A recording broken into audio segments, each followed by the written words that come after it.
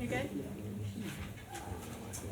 Okay, we're going to get started. Notice is hereby given of the regular meeting of the Board of Education of the Town of Westfield in the County of Union, New Jersey at 7:30 p.m. on the evening of Tuesday, September 25th, 2018, in the boardroom of the Administration Building, 302 Elm Street, Westfield, New Jersey. The purpose of this meeting is to transact the regular business of the board and to transact any other business to come properly before the board.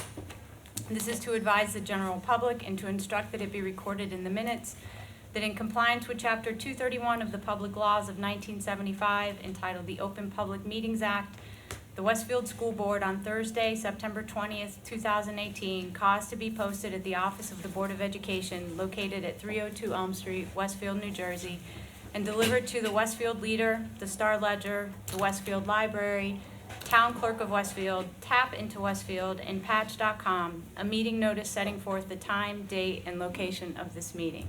Dana, can we have a roll call, please? Lynn Benner. Here. Mike Beelan. Here. Kent Diamond. Here.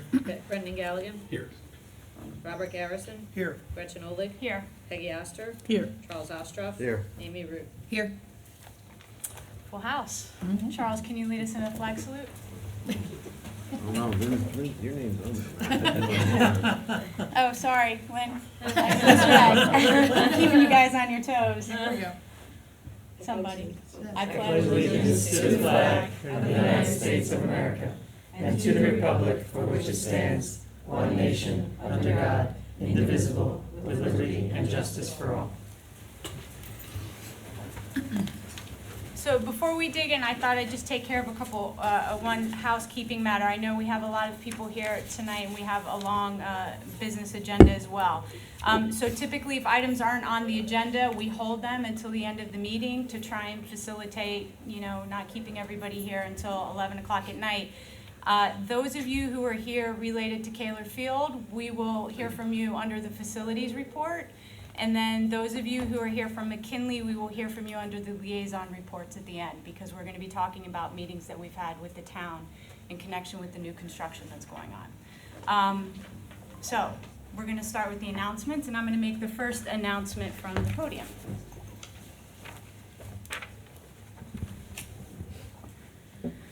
So each year, the University of Chicago gives newly admitted students the opportunity to recognize the educators who have made a difference in their lives. And one of our former students of Westfield High School nominated her math teacher, Zorana Kuljak, who was notified earlier this month that she is the recipient of the University of Chicago Outstanding Educator Award. So I'd like to invite Mrs. Kuljak to join me at the podium.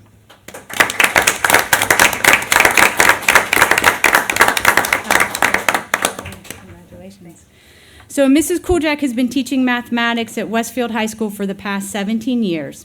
In the University of Chicago notification letter, her former student praises Mrs. Kuljak for being a great teacher and an amazing person who created an incredible class dynamic in her pre-calculus class. The student goes on to say, quote, "I consider myself very lucky to have had a teacher who cares about her students as much as you do."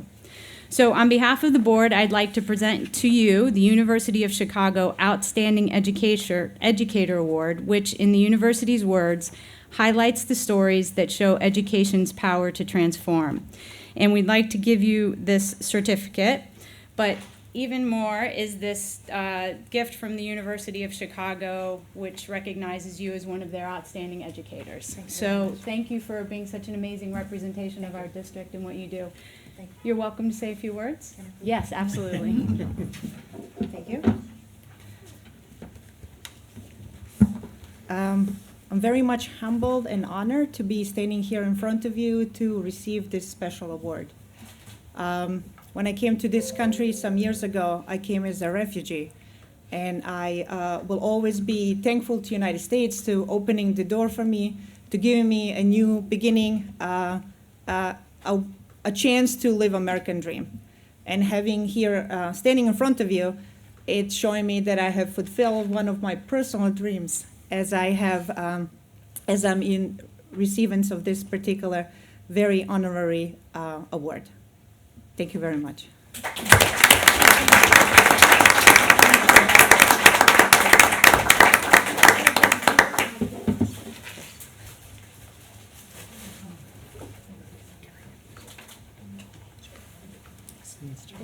Thank you very much. Thank you. Oh.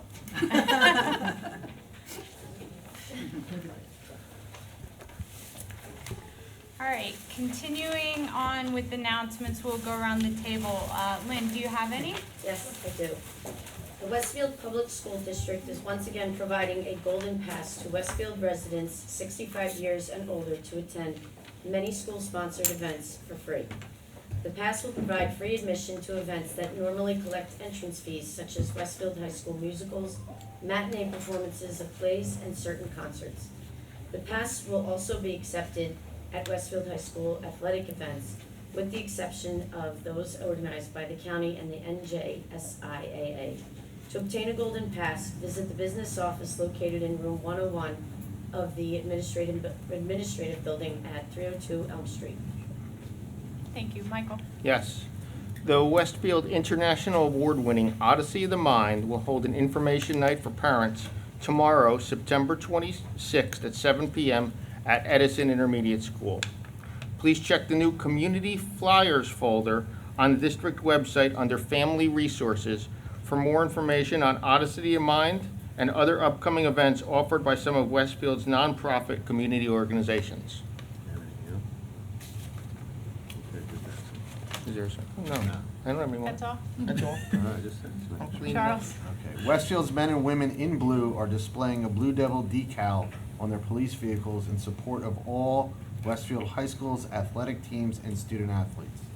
We thank Acting Chief of Police Christopher Batalaro and Westfield High School Supervisor of Athletics Sandra Mamery for this inspiring initiative, which serves as a reminder of the important partnership between our school district, our police, and our town. Thanks, Brendan. Yep. The following Westfield residents have declared their candidacy for the 3 Board of Education seats this year. Dennis Cariello, Simon Sarasa, Robert Garrison, Gretchen Olig, Tara Operato, and Charles Ostroff. Board of Education members whose terms are expiring as of January 2018 are Robert Garrison, Gretchen Olig, and Charles Ostroff. The election will be held November 6, 2018. A Board of Education Candidates Night, sponsored by the Parent Teacher Council, is scheduled for Wednesday, October 24th in the Westfield High School Auditorium from 7:30 to 9 p.m. The 3 individuals who will be elected in November will each serve a term from 2019 to 2022. Thank you. Ken, do you have any reports? Yes, I do. Thank you. Congratulations to Westfield High School seniors Austin Chen, Madeline Reinders, Edward Shing, and Zachary Yosef, who have been named semifinalists in the 2019 National Merit Scholarship Competition. They are among a nationwide pool of about 16,000 semifinalists who represent less than 1% of U.S. high school seniors. In addition, 20 Westfield High School seniors have been recognized for their exceptional academic promise as commended students in the 2019 National Merit Scholarship Competition. They are Catherine Armstrong, Matthew Cafiero, Catherine Sarasso, Jeremy Cha, Kobe Chen, Casey Cohen, Fiona Gillen, Jarrett Greenspan, Brianna Hatch, Sophie Hendricks, Julia Haloshi, Elisha Israel, Megan Johnson, Matthew Leone, Kevin Lee, Kate Murphy, Sarah Shin, Majo Sidham, Thomas Taff, and Jeffrey Yang. Thank you. Amy? Yes, I have 2 actually, one from the near past. Congratulations to the following high school students who achieved perfect scores on ACT subject areas over the summer. On the ACT given in June, the following 12th graders: Jonas Dengler in reading, Lauren Greenspan in English and reading, Megan Johnson in English, and Brooke Sullivan in reading. And then during the July administration of the ACT, the following 12th graders: Andrew Caminiti in science and STEM, Ethan Jaffe in reading, Michelle Israel in English, and 2 11th graders also, Spencer Feinstein in reading, and Ian Gerland in math, STEM, English, and reading. And my other announcement is in the near future, tomorrow night. The Special Education Committee of the Parent Teacher Council, in partnership with our district's Department of Special Services, is hosting an introductory discussion for parents. Tomorrow night, September 26th at 7:30 p.m. in the second floor library at Edison Intermediate School. Assistant Superintendent for Pupil Services, Dr. Michael Weissman, along with Supervisor of Special Services Andrea Lowe and the Child Study Team, will provide updates on the latest developments and events that are important to the special education community. And all are welcome to attend. I have one. Congratulations to the following Westfield High School students who achieved perfect scores on SAT subject tests over the summer. SAT June 2018, 11th graders Ian Gerland in Math Level 2, Kurt Hugh in Math Level 2, Alexander Joseph in Math Level 2, Aiden Kilborn in Math Level 2. 12th graders Julianne Aronson in Math Level 2, Allison Brown in Math Level 2, Austin Chen in Chemistry, Justin Joseph in Math Level 2, Sean Root in Math Level 2, Ethan Usuloff in Math Level 2, and then from the SAT in August 2018, 12th grader Julia Plocker in Math Level 2, and 11th grader Thomas Lupicki in Chemistry. That's very impressive. Peggy? Yes. I'd like to announce that and remind everybody that Westfield Public Schools will be closed for students on Monday, October 8th in observance of Columbus Day. This will be a professional development session for our teachers, and it is one of their district in-service days. And my announcement is that our next Board of Education meeting is going to be held on Tuesday, October 9th at 7:30 p.m. at 302 Elm Street. The complete agenda will be available on our district website the preceding Friday, October 5th. Dr. Dolan, do you have any announcements? I do not. So at this point, I would recognize anyone who's here for agenda items only. I spoke earlier, if you walked in late, we're gonna postpone conversation about Kaler Field and the McKinley fourth grade parents that are here. Is anyone else here about an agenda item? Okay. Yes, no, stretching, okay.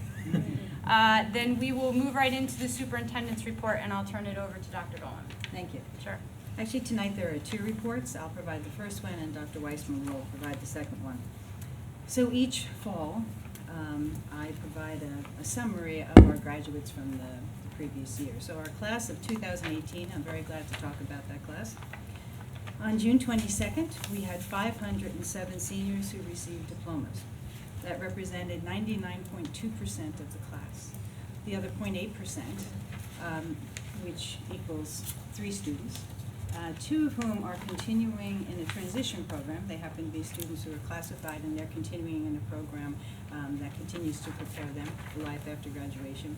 And the other child actually has returned to complete some coursework so that they will be able to get their high school diploma. So everybody is on track. They just didn't all make it by June 22nd. Out of the class of 2018 at Westfield High School, 94.6% are continuing their education. 90% of them are attending 4-year colleges and universities, 3.5% are attending 2-year colleges, and 1.1% are either attending vocational schools, business schools, or other post-high school institutions. We had 0.6% of our class went right into employment. 0.6%, I mentioned before, actually are in a transition program as part of their special education program. 0.6% joined the military. 2.7% have not reported their future plans. Every year there are a few it's hard to track down for a variety of reasons. And 0.9% are involved in a gap year this year. This slide shows the most popular universities. It's interesting, some of those universities that are on the slide behind me, you'll see often in Westfield. They're perennials. They're ones that our students often like to go to. And then there are always trends where a certain school becomes a trend for a few years and then it changes and another school becomes popular. But certainly all great schools, and these are just the ones that are most popular, have the most number of students. We've been asked before about our representation for Ivy League. So this year we had students attending 5 of the Ivy Leagues. Worth noting that at Cornell we actually have 5 students attending Cornell this year. Not particularly usual for us, but 5 students this year. And another thing to point out, I was sharing this with some administrators, and when I said that we had 1 student going to Princeton, they said, no, 2 students are attending Princeton. Well, at least 2 students were accepted to Princeton, but one of them chose MIT instead. So these are just the schools where they're actually going. It doesn't mean that, it doesn't mean that there weren't others who were accepted. We did have to track that one down, though. And a broader summary, which is actually, I think, great news, because college and university, it is supposed to be that next stage in life where you broaden your world, right? You've been living with your parents, that's wonderful, hopefully you have an extended family, but now to go off and see people who are different ways to live, different backgrounds. So I'm proud to say that our students are attending 171 different colleges and universities. Those are located in 38 different states, and 5 of our students are attending universities out of the United States, a few in England, Canada, and also one in Vienna. Nice place to go to school, I think. So we certainly are very proud of our graduates. They're off to a good start. We know that transition to college can be like other transitions, can be a challenge, but we certainly wish them the best, and we encourage them and their families to let us know how they're doing. We always like to hear about alumni and look forward to hearing a little bit more about that. Any questions on that? There you go. Looks like we're okay. Our second presentation tonight. So special education works with a number of our students in Westfield, and they're our students, they're our children. And what we have found over the years is, if you have a child involved in special education, you become somewhat of an expert, at least about your child and your child's program. But if you don't have to have a child in a special education program, often you don't know how it works. You occasionally hear phrases, but you don't know how it works. So last year, when we were talking about something at this table, board members requested, could we just have a summary on the basics of our special education program? So Dr. Weissman is going to present that now for us. First of all, thank you for having me tonight speak about our district's special education programs. I'm very excited to share with all of you all the programs that have evolved, that have been in place for a number of years, but also have evolved over the past couple of years to address the needs of our various populations of students with different types of learning styles. I'd be remiss if I didn't thank the Board of Education, Dr. Dolan, and the entire central office staff, school administrators, including principals, child study teams, our special education teachers, general education teachers, support staff. It's a very dedicated staff, in my opinion, that we have here in Westfield. I think we're very lucky and privileged to have such dedicated employees who are committed to supporting the services of our students with special needs. Let's talk a little bit about special education, because it's a concept that's somewhat nebulous to many people. So the state and federal regulations that we follow in terms of special education are to provide services to students in special education within what we call the least restrictive environment. You may hear a phrase called LRE. Stop me if you have any questions at any point, because we use a lot of acronyms in special education. So LRE is the least restrictive environment. And our goal, if you take a look at the pyramid here, whenever a student is classified by the child study team, which, if you're not familiar with the child study team, is a multidisciplinary members of the district, a school psychologist, a school social worker, and a learning consultant. They work closely with school staff and administration after doing evaluations with children to determine what the individual needs are of the student. So once the team has determined that a child is eligible for special education services based on the New Jersey Administrative Code, they make decisions that pertain to providing those services in the least restrictive environment. So if we look at the bottom of the pyramid, the majority of our students are educated within the general education classrooms with support. And that support may look like maybe a variety of different things. It may be a special education teacher pushing into the classroom, or a paraprofessional. It may be just simple accommodations and modifications for the student. It could be modifications to curriculum. It could be a variety of supports, but the supports are provided within the general education classroom to the greatest extent possible. And the guidelines that were given by the state, which we're monitored on regularly, is that we have to attempt to and make every effort that we can possibly to provide those services within the general education setting. We have general education support at all our school levels. As we move on up the pyramid, and as we move up the pyramid, we see less of our students are educated in these more restrictive environments. We have resource room programs in all schools. Resource room programs can look like a special education teacher in the classroom, supporting a special education student throughout the majority of the day, or they can pull the student out for special education services for the majority of the day. It could be for a single class period, or it could be for multiple periods. Some students get pulled out for just, say, language arts, because that's an area of weakness, or they may get pulled out for mathematics and language arts. It really depends on the individual needs of the student. So again, everything is highly individualized. So we say in special education, one of the most popular saying is, special education is a service, it's not a location.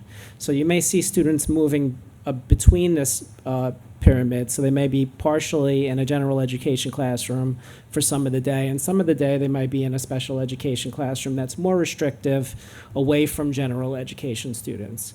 But again, in those discussions with the child study team and parents and teachers and administrators, the goal is always to try to provide those services to the greatest extent possible in the least restrictive environment in a general education setting.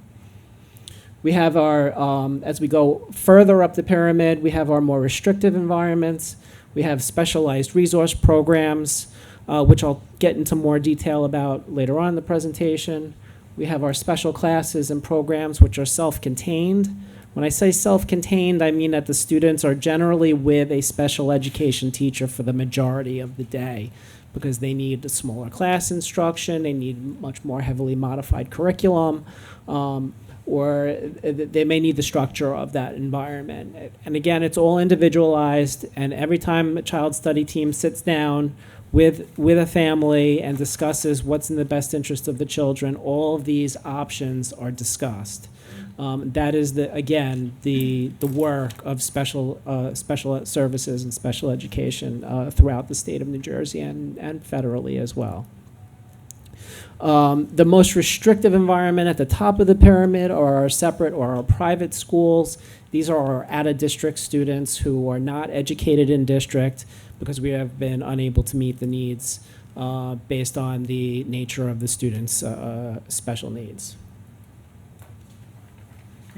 Any questions? Yes. Feel free to jump in. Like I said, I've been doing this a long time. I take special education for granted, and conceptually want to make sure. When the child study team meets, is it just they meet once a year and then they say that child is in, say, level 2 for the year, or do they meet regularly and the child can move throughout the school year? In answer to your question, it can be both. The child study team, by law, must meet at least once annually. They call that an annual review of the child's program. And they sit down with, again, the multidisciplinary team, all the related therapists, all the staff that are involved with the student, and they discuss the appropriateness of the current program, or they can meet sooner. So you can have a student who's classified, let's say a student's classified in October or November, and an IEP is drafted. If we notice that a student is needing different types of services or supports, a parent can request an IEP meeting, or a child study team or a building principal can request a child study team meeting at any point to sit down and all get together as a multidisciplinary team and discuss what might be more appropriate, if any changes need to be made to that child's IEP. Okay, so as a But parent, you must meet at least once annually according to the law. is a parent part of the team as well? A parent absolutely is Okay. part of the child study team. Thanks.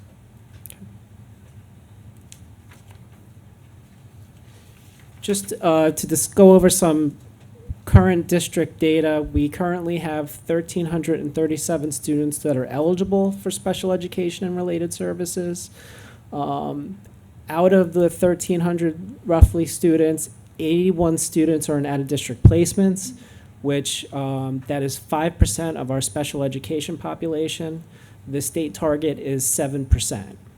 So we are well within our state guidelines and our mandates in terms of the number of students that we have being provided with services and out-of-district placements. I'm very proud of that number, and I'll show you on the next slide how the numbers have dropped over the years, and I'll explain why. And I think it's very impressive that out of 6,300 students throughout the district, we only have 81 students who are presently unable to be educated in our district programs. Our classification rate, if you exclude the students who receive speech-only services, because we have students who receive speech services for articulation or some mild language therapy, we're at 16.6%. If we include all those speech students and all our special education students receiving instruction through special education and related services, we're at about 18.5%. The state average throughout the state of New Jersey is 16.73%, and this is the most recent data that I could get from the Department of Education, October 15, 2016. Mike. Is that 16.7%, including speech services or excluding speech services? That's On the state average. That's the state. Oh, the state average. That includes speech. Okay, so we're slightly higher than the state. Yeah, we're slightly higher than the state average. Correct. Thank you.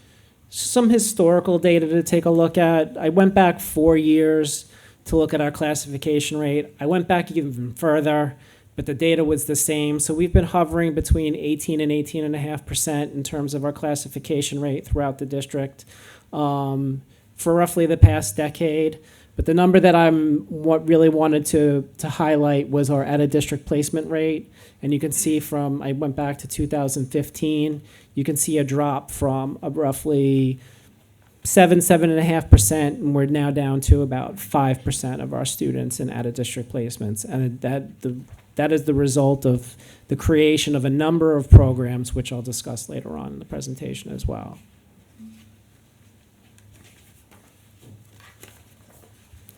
So as you can see, I think this slide depicts a little bit more clearly the actual drop in the number of students that are being educated in out-of-district placements.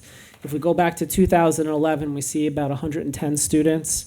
In 2012, 106, and a steady decline to 2013, down to 96 students, 94 in 2014, 90 in 2015, and then we go down to 86, 87, and presently we are at 81 students out of district. One of the ways that we've done this is we've looked at our special education population and looked at the types of students that have been going to out-of-district placements and figuring out what the individual needs are, what were the reasons, what were the causes. So we spent a great amount of time over the past few years analyzing our special education data and looking at trends to determine where are we not meeting the needs of our students in district, and helping to sit down and plan and formulate programs so that we can reduce those numbers of students going out of district. Multiple benefits for educating students in district, cost savings, the benefits of being able to, for students to attend their home schools, not be on long bus rides, have community connections and ties to within the Westfield community, and just the overall benefits of being able to be educated in district and not having to go to out-of-district placements that are far away or for programs that are potentially inferior to the ones that we like to create here in Westfield.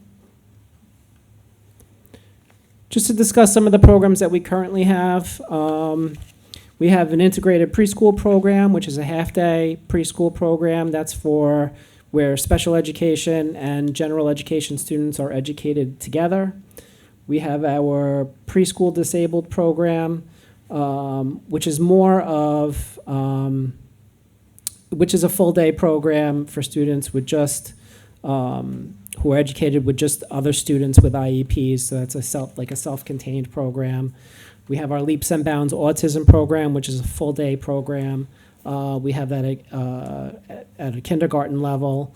And then we also have our TK, what's known as our TK program, or our Transitional Kindergarten Program, which is the Special Education Code refers to as a Learning Language Disabilities Program for students who need more structure, who need a smaller environment, who need language infused throughout their program during the day, and need a little bit more individualized support and accommodations in terms of their curriculum.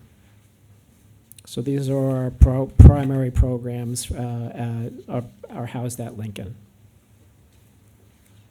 Elementary school programs, grades 1 to 5. These programs have been around for a number of years. We have our Learning Language Disabilities class, and we have 4 classes. These are traditional language-based, like I talked about the TK program just earlier. Again, this is for students who have academic needs that cannot be addressed in a general education setting. Some students may go out into a resource classroom for support, or they may be mainstreamed for specials. It depends on the individual needs as a student. Again, I can't say it enough times, special education is a service, not a location. So we really have students who are in and out of programs to the degree that they can. We provide them with supports in a general education setting, but the model is a self-contained class with specialized curriculum, heavy modification in accommodations and modifications in terms of meeting the students' individual goals and objectives. And again, when we're talking about students with special education, they all have IEPs, which have goals and objectives in them, which we must meet, and it's highly individualized instructionally within the classroom setting. So we have 2 of these classes at McKinley, and we have 2 of these classes at Tamaulipas, and they've been there for a number of years. You're going to hear me mention the phrase leaps and bounds. We refer to our autism programs as leaps and bounds in the past. We're moving away from that, but I don't want to confuse anybody because we've used the phrase leaps and bounds for a number of years, but we're really starting to move towards the phrase autism more, because it is a very specific program and methodology that we use, which is called applied behavioral analysis. And I have a special treat for everyone this evening. Ms. Anne-Marie Kuba, our resident expert, will be coming up in just a bit to go over exactly what applied behavioral analysis entails. It's a very extensive methodology that requires a lot of ongoing professional development and training. So we'll talk about that a little bit more, but we have our Leaps and Bounds classes. We have 3 now. We used to have 2. Actually, last year we had 2 Leaps and Bounds classes at Wilson autism programs. And this year we have added a 3rd class. So our classes continue and our programs continue to grow, I believe, due to the success and the hard work of our staff. Question? When you say mild and moderate, does that mean one class is mild and one class is moderate? That's a good question. Mild and moderate, the state makes a distinction with LLD programs. You have to denote whether it's mild to moderate or severe. So our classes we've denoted as mild to moderate. And this based on the severity of the students and their individual needs. We don't have an LLD severe program. We found that our LLD mild to moderate classes have been able to meet the needs of our student population. It's a good question.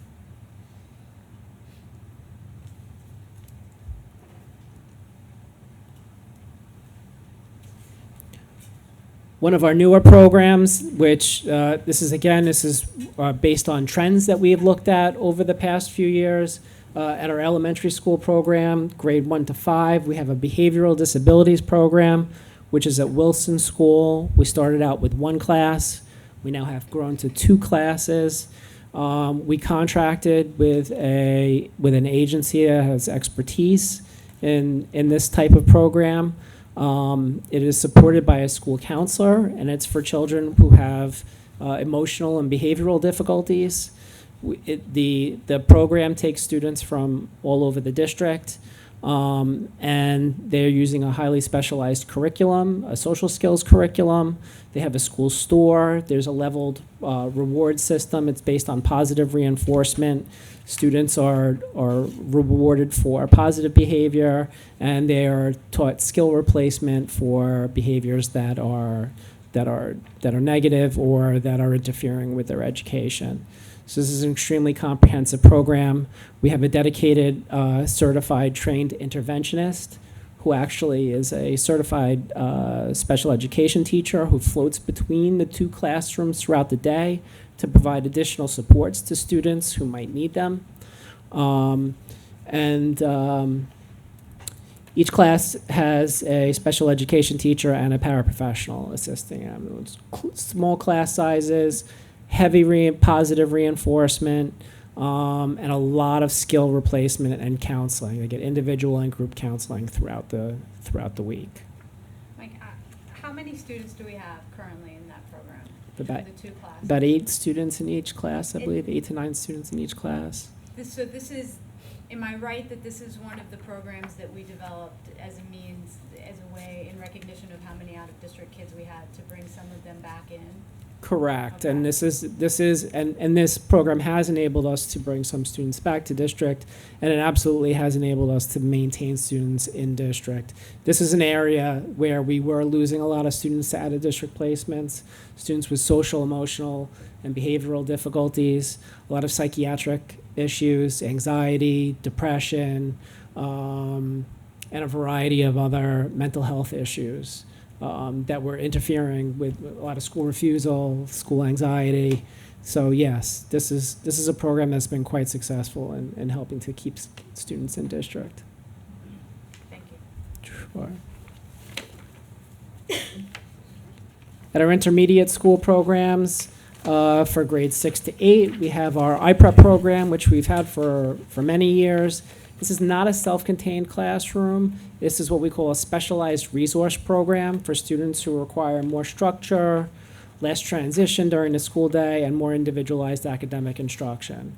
So again, some of these students, again, special education is a service, not a location. Some students are in there for just language arts or math, and then they go out into the mainstream for science and social studies and specials. So they're not necessarily self-contained. So this is not a self-contained program, but it does give us the flexibility to provide services in a smaller classroom environment with modifications and accommodations.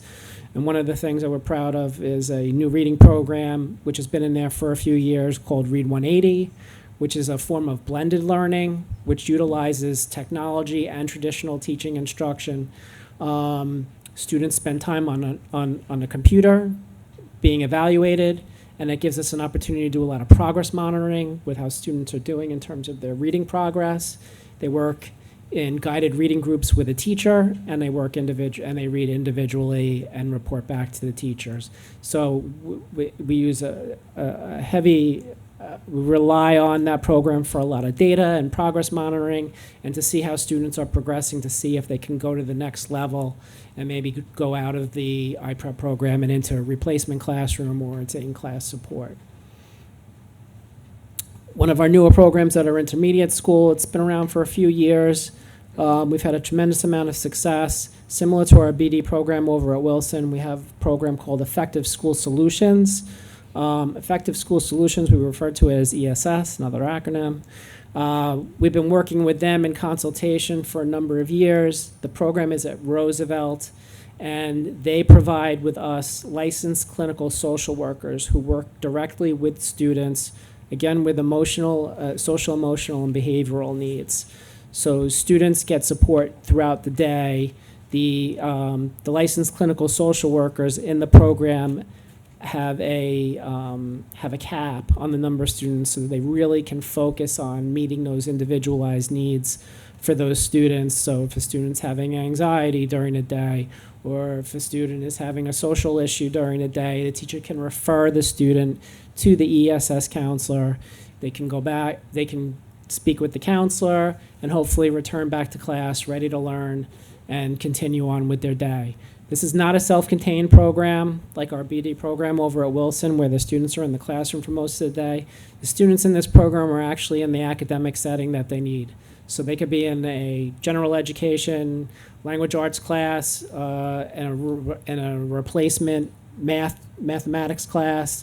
And they also get support during the day in an academic lab through an ESS counselor who helps kind of pull everything together and help them with organizational skills and debrief and provide them with ongoing support. These students also receive weekly group and individual counseling.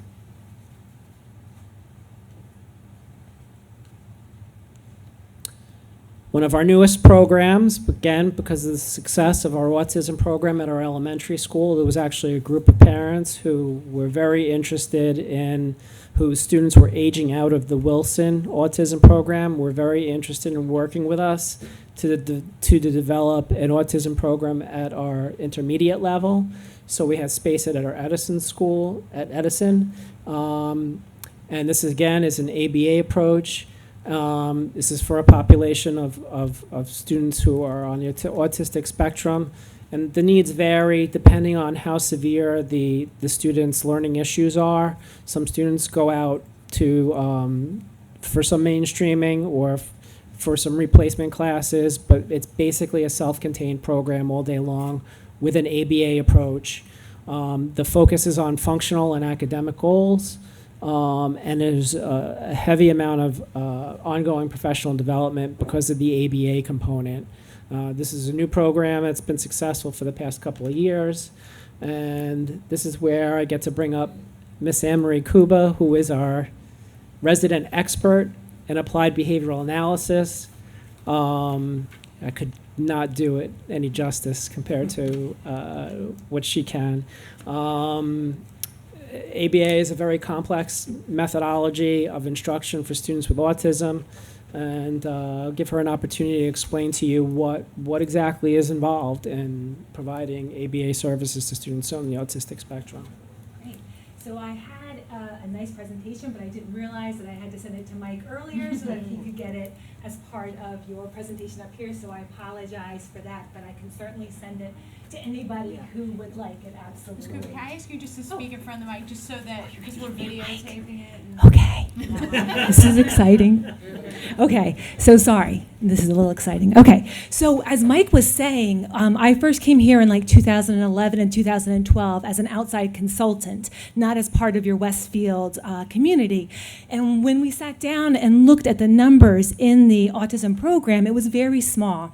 We had one class at Lincoln School with 5 students in it, and Westfield was sending out many, many students that had these very specific needs under this autism umbrella. And as you guys know, financially, there's a big cost that goes into going out of district, and there's a big cost to having kids in district. And then when you look at the least restrictive environment in order to bring these students back to district so they can be part of the community is just invaluable. It's amazing. It's just the best for the kids, it's best for our regular ed kids, and it's best for us as members of the Westfield community. So we decided we were going to really ramp up the program. We were going to really add a lot of components that we felt we needed. And that was 2012. We had one classroom of 5 kids. In 2018-19, we have 6 classrooms. We have 2 at Lincoln. We have 3 at Wilson, and we have 1 at Edison. And we're going to need hopefully 1 at the high school soon so that we can continue this process. We have 6 teachers, 22 paraprofessionals, and over 35 students, which is just fantastic. It's very exciting. So that's kind of a little bit of an overview. I'm not used to standing still. So when you talk about ABA, when you look at ABA, what ABA is applied behavior analysis. And what it does is it takes a socially significant skill, something that's meaningful to the student's family, to us in the school district, and we break it down into little steps. and we teach it systematically using lots of prompting and reinforcement and motivation. We take lots of data, and we only use science-based techniques. In regular education, it's probably the most comparable to reading. How do you learn reading, right? We break it all the way down. You learn letter A, then you learn letter A and T, and you put it together. Then you learn CAT. That's a very ABA approach to reading. How we teach our kids in our ABA program is we teach that way for everything. So if we were going to teach any number of skills, we break it down, we teach it, and we collect lots of data. Everything we do is based in science, which is amazing because I love data, I love math, and I love kids, and it was like combining the two things. So like if I have a student that's exhibiting a new behavior, the first thing I go is to research, which is fantastic. So I go to the research journals and look to see what I can find out there that's proven by research, because I don't want to waste these kids' time, I don't want to waste my teacher's time, I don't want to waste my parents' time. So I look to the research to tell me what should I try. And then we do it in the classroom and we take data to ensure that it's working. Because if it's not working, we're going to try something else. So it's very data driven. Everything has to be very functional and meaningful. We are educating these kids in a public school, so we have to follow the Common Core, which of course is so important. But when you look at some of our very early learners that are functioning at a lower level, pulling the Common Core into their academic or their day can be a reach. But we do pull the Common Core into them by taking data and bringing it down to their skill level. There's 45 years of research on ABA. It's the only educational strategy that's been approved by the Surgeon, I was going to say the Surgeon General. Is that the right word? The Surgeon General? He does smoking. I don't think that that's right. But it's the only one that's been approved for kids with autism, but I might be wrong about the Surgeon General because I think that's smoking, which they, something. Thank you. What I like to say to Mike and all my parents and all my teachers is that ABA is just good teaching.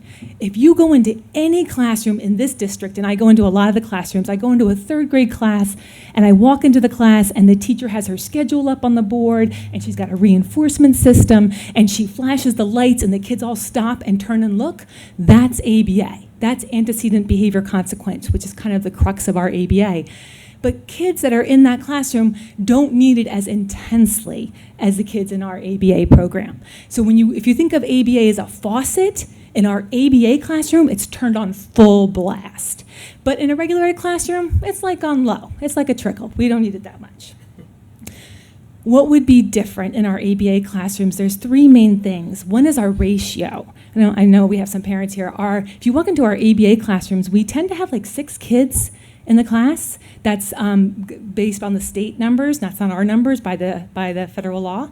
But there might be 5 adults in the room. So 6 kids, 5 adults, because we need that intensity. What we know about students on the spectrum is that they need multiple opportunities to learn something.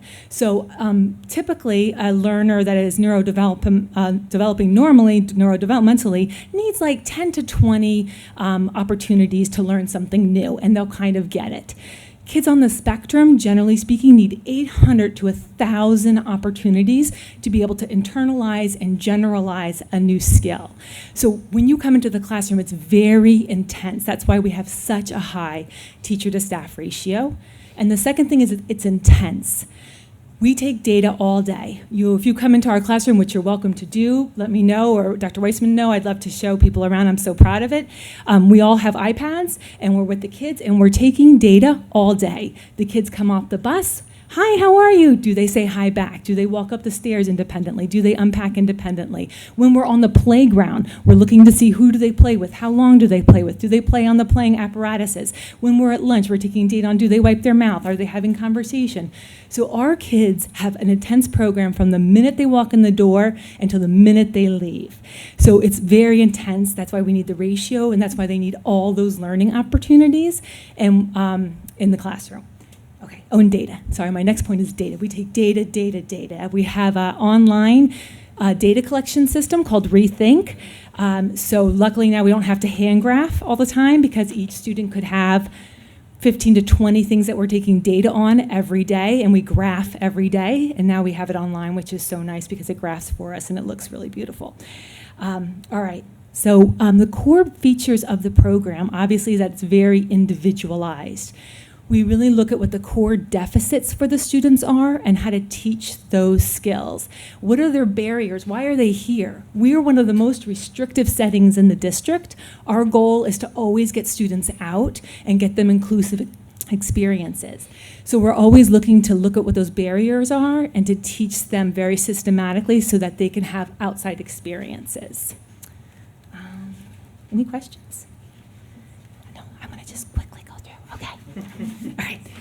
So something that Dr. Weissman has been so supportive with is a big piece for us when we started to develop the program was the bridge between home and school. One of the core deficits generally for kids with autism is that they don't generalize skills.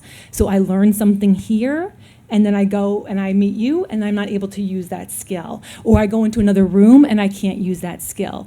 So when we talk about functional and meaningful for our students, they have to be able to do it out in the real world. And we'll be working on a greeting with a student, and they're doing it great for me, and then I go on the playground, and a little friend runs up and says, "Hey, you want to play?" And our little guy doesn't respond. So that's not functional and meaningful. So we have to make sure that we're bridging that gap between home and school.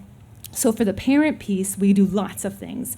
We do home visits once a month for parents. We'll go into the home, we'll work on skills. We've done siblings, we've done getting in and out of the car independently, we've done toilet training in the home.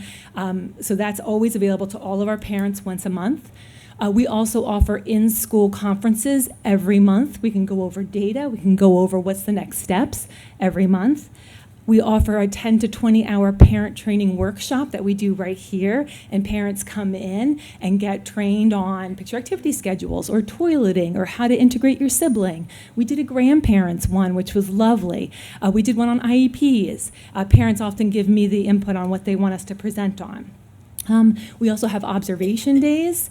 We also have meetings with the therapist, and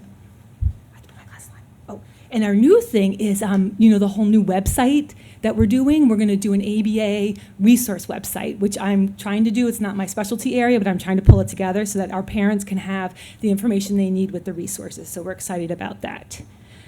Teachers also get a lot of training. I don't know if Mr. Panero is still here, but he really helped. There he is. He really helped me put together about 20 hours of teacher training for our teachers in the ABA classrooms, because it is such a specialty area. Often the PD opportunities that are available aren't maybe matching what they need in their classrooms. So we did 20 hours that he helped me set up that goes from like evidence-based practices to toileting to decreasing aggressive behavior. That's a little bit more specialized for our ABA teachers. They're all CPI trained, which is our crisis intervention model here in the district. So they're all CPI trained. And we continually do workshops. And the same is true for our paraprofessionals. Our paraprofessionals get 10 hours of ABA training in the summer and then ongoing training throughout the year. We also do training with the teachers, the other teachers in the district, because as we're seeing our numbers increase of keeping kids in district, we have to educate the other teachers on how to teach and work and integrate our kids into gym, into art. We have some amazing special area teachers, but what I hear a lot from them is, this is what I went to school for. I went to school for art. I can teach collage or monochromatic. I don't know, where it's all the same color. I don't know how to work with kids with autism. And so we do workshops for them. We do a workshop on what it's like to have a disability, which is like a hands-on workshop where people go through different centers to help them become aware and to be inclusive of our kids. And we also do peer training. So again, now we're on the playground and we have our kids who maybe are not playing as with the equipment as they're supposed to be played with. And so we educate the peers about what's being different and how are you different and how am I different, so that we have kind of a very inclusive environment. The research on having kids with special needs in with kids with regular neurotypical kids is good for both. Research here says that our kids are going to gain skills, and research on our regular ed kids so that they're going to gain skills on empathy, understanding, patience, kindness. So it's some really great research, again, me and research. So I'm the BCBA for the elementary programs. Shakira Zapla is amazing. She's the BCBA for our middle school program. And I do a lot of the training. I do the parent training. I look at the data. I work with the teachers. I train the paras. So there's a lot of things that we do.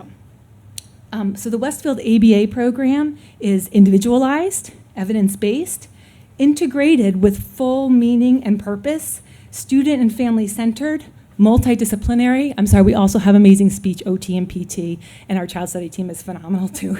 And it's comprehensive. So what's next? The high school. We have to go to the high school next. Shh. Okay. We are doing a huge social skills piece. The big focus for the district is on social skills. And so we kind of leap back to, I don't know, we started this year. We're doing a huge social skills push. It's one of the core deficits in our population. So we're doing a parent training, we're doing a teacher training and a para training on social skills in our program.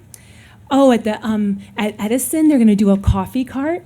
So our kids are gonna have a coffee cart where they're gonna sell coffee at the middle school. So that's gonna be amazing. It's gonna teach such great life skills. The website, which I'm gonna work on, and parents are going to have more access to their data on Rethink for this year. And this is thank you. Thank you. Thank you very much. Any questions? Sorry. Any questions? Yes.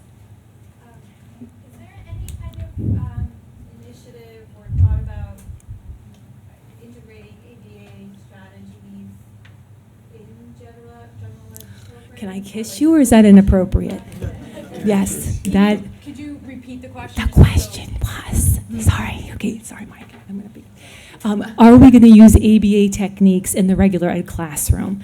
I would love to. I mean, ABA is just good teaching, it really is. It's all based in research and evidence, so it's a fantastic kind of platform for all of our teachers, but that's not my area. I don't know if it's Dr. Weissman's area, but I am up for it. I would do it. Mr. Pinero, I do workshops on it, whatever, but I'd love to. I would love to. It's a good segue for you, I think. Thank you so much. Thank you. Thank you.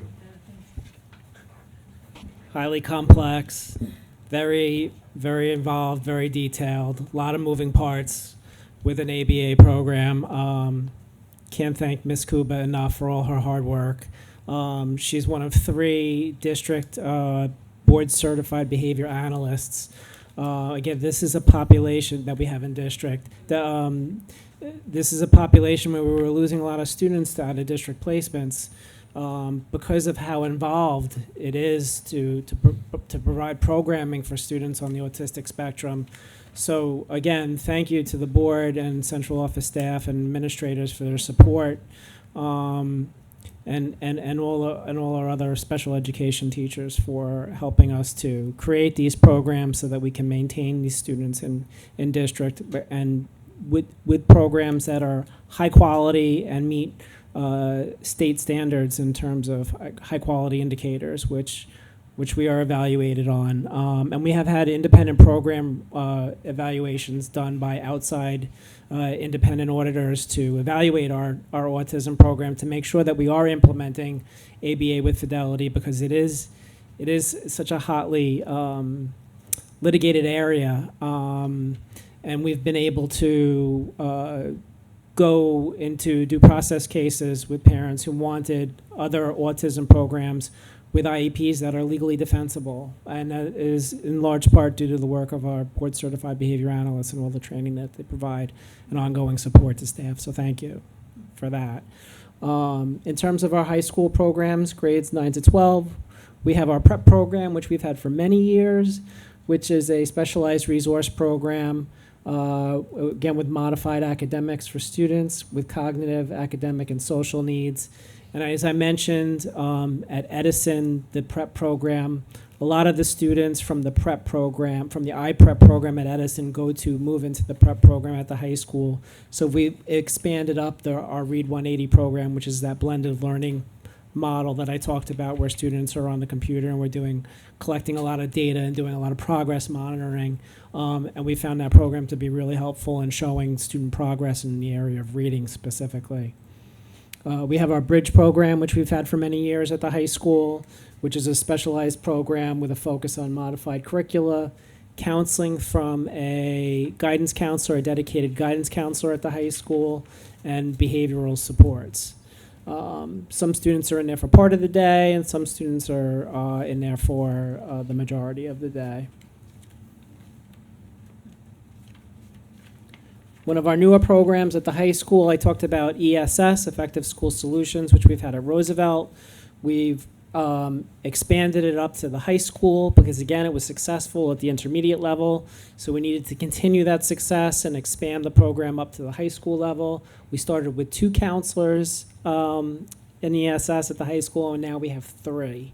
And the program is almost full. Again, this was a population we were also losing students to out-of-district placements because we were unable to provide the ongoing counseling support throughout the day that students needed to be able to stay focused and on task.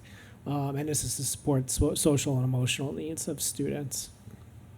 Again, this is a contract with Effective School Solutions, and the counselors are provided with ongoing clinical support, which again is hugely helpful for us because we know that we're getting highly qualified licensed clinical social workers working with the students, dealing with a lot of sensitive information, and helping kids to stay on task and in school.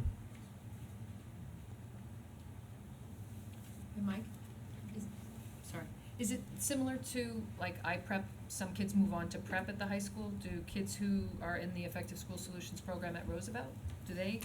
Many students do. Okay. And many students graduate from ESS at Roosevelt and move into the high school not needing ESS. So again, everything is so highly individualized to the to the needs of the students. And we see great progress with students in programs, and they go to less restrictive environments as they go through their education. But some students do continue to need the support. Yes. Does the program Project 79 still exist, or is it under a different name? Project 79 does exist. It's been around since 1979, hence the name Project 79. It is not a special education program. That is a general education program, and I believe I have 3 classes, humanities, math, and maybe science. And it depends on the individual needs of students when they're developing the program and the curriculum for Project 79. But it does still exist. Yes, it's alive and well at the high school. So in terms of projected needs or challenges in special education, as Ms. Kuba mentioned, expansion of our Leaps and Bounds programs. We're at the middle school. We've had 2 years we're in our 2nd year. We have a large enough cohort that within the next 2 years, we'd like to see the program move up to the high school. We may be able to get another year at the middle school, but we're anticipating that we would like to continue our autistic programming at the high school level. And then our goal is always to maintain students in district to the greatest degree possible. It all is about maintaining, increasing capacity, and it all depends on resources that we're able to provide to students and the space that we have available. And again, I have to say, I can't say it enough times, we have an incredibly dedicated staff, all the way up from paraprofessionals up to central office staff, and the Board of Education has been very supportive of special education. I believe we're a district who's very committed to providing high-quality special education programs to all our students. So I thank all of you for your support over the years. That concludes our presentation. I also want to remind you that a large percentage of our students, or the majority of our students, do graduate. Our special education students go on to 2 four-year colleges and post-secondary training. So we have a high graduation rate amongst our special education population. Thank you. Right. Any other questions? Thank you for that really comprehensive Any other presentation. questions? Appreciate it. Just following up on my last question. where Sure. I know there's some co-teaching classrooms, Gen Ed co-teaching. Correct. special ed classrooms. Where does that fall in? And as I was saying, is there any kind of initiative to further kind of integrate Integrate ABA into a co-teaching class. and special needs education? Well, we're always looking to do as much collaborative instruction as we can. Like I talked about the least restrictive environment with the pyramid. That's our goal, is always to try to maintain students in the general education setting, where by vis-a-vis a special education teacher and a general education teacher working together. We have that at all our elementary levels, at various grade levels.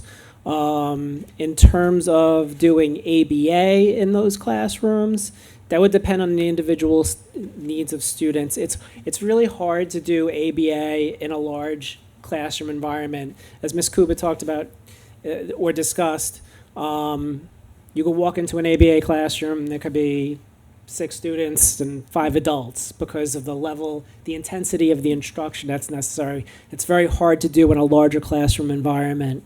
In the back of the classroom or off to the side, it could be very distracting. So it depends on the individual needs of students, but that doesn't mean you can't incorporate some ABA strategies for a higher functioning student on the autistic spectrum. But again, everything's so highly individualized with special education. It really depends. But our goal and our mandate from the state is to always look at the best way to provide services in a least restrictive environment. Thanks again. Appreciate it. All right. Thank you.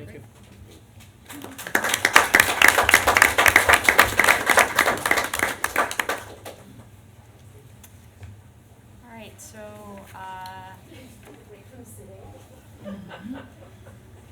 at this point, I'd ask the board to approve the minutes of our board meeting held on August 28th, 2018, and the private minutes of the same date. Can I have a second, please? Second. Kent, thank you. All in favor?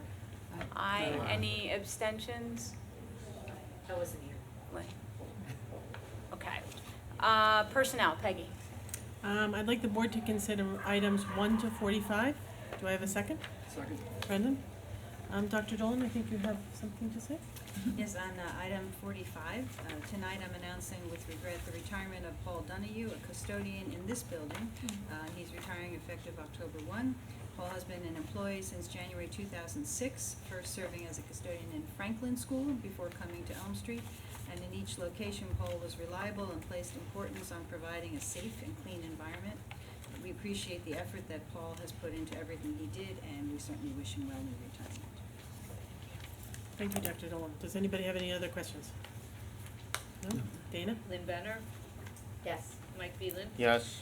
Kent Diamond, Yes. Brendan Galligan, Yes. Robert Garrison, Yes. Gretchen Oleg, Yes, although I abstain from item 15.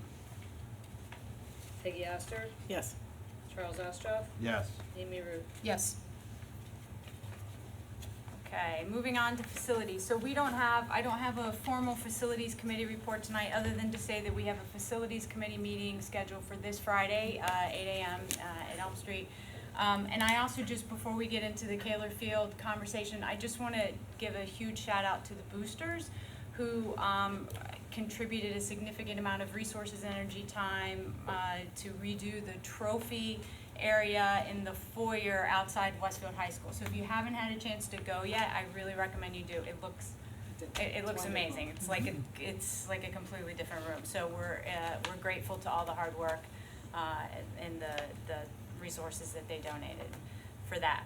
So I think what probably makes the most sense is for me to open it up to the public. I know a number of you are here to specifically speak to the renovations that are being done on Kaler and the decision that was made by the board to start those renovations in March to allow for time for completion of the work. And so there's no business pending before the board, but we're happy to hear from you at this time. When you do come, I need you to come to the podium, and if you could just say your name and address, that would be helpful. Come on up.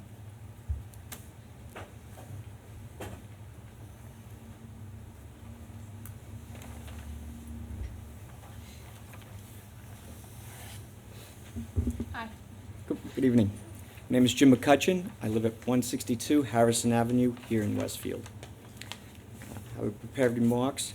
Good evening, President Oleg, distinguished members of the board, and concerned citizens of Westfield. I speak to you tonight as both a parent of a senior high school student and captain of the Westfield track team, James, who's here tonight, and also as president of the Friends of Westfield Track on behalf of its board of directors, excluding the coaches who are members of our board. For the record, the board of members who are also Westfield Track coaches have not been part of any of the discussions that we've had on the subject I'm going to address tonight. I want to speak to you tonight for 3 reasons regarding the Keller renovations project. First, to object to the proposed report, to the proposal reported at the last board meeting on August 28th to extend the timeline of the Keller Stadium renovation project and begin the project on March 1, 2019, instead of the original May start date.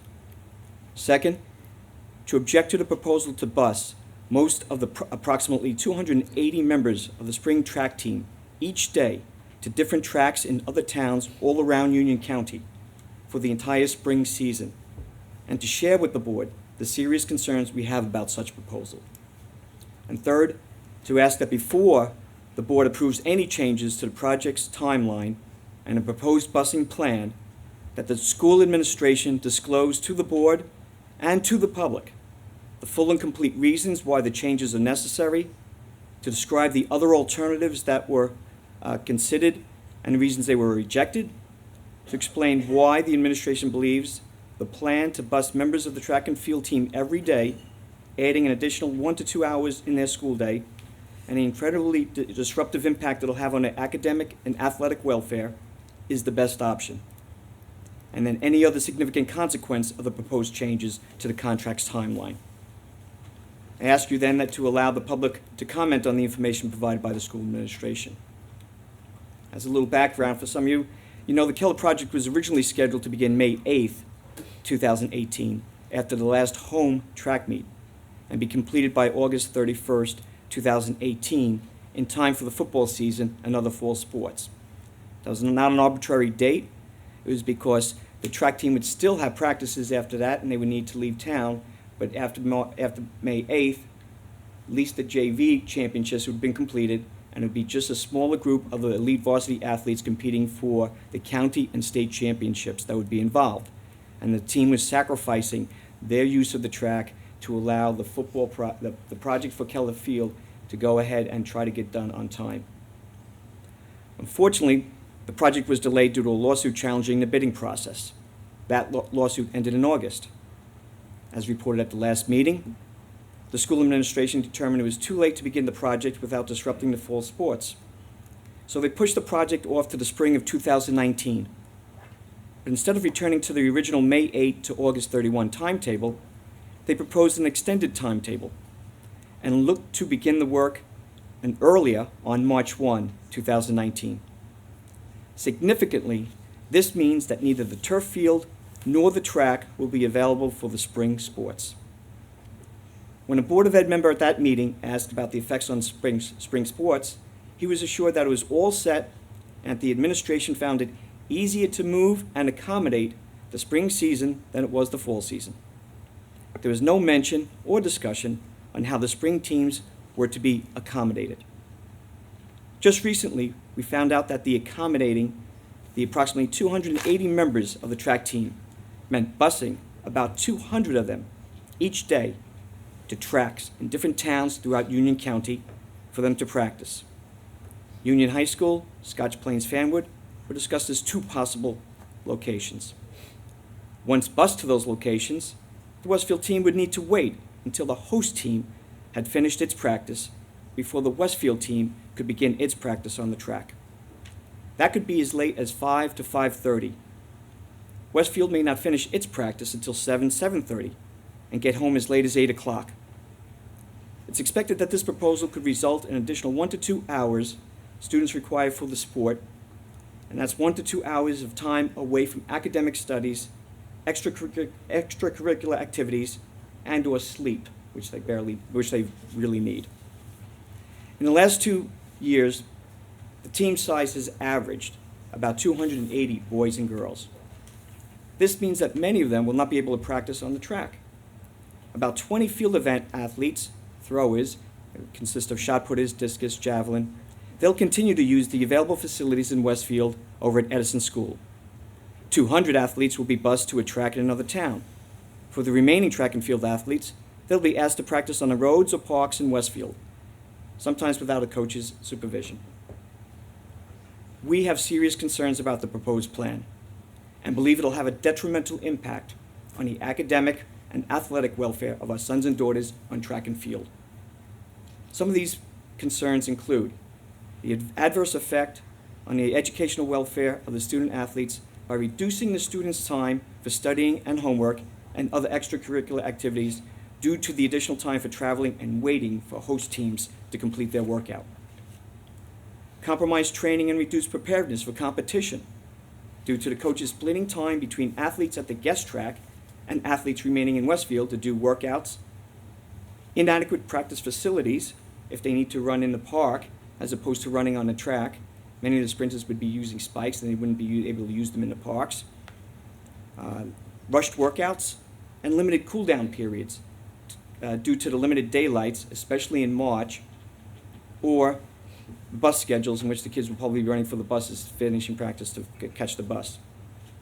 We're also concerned about the inadequate supervision and coaching and inadequate development of the younger athletes due to the coaches splitting time between the workout locations.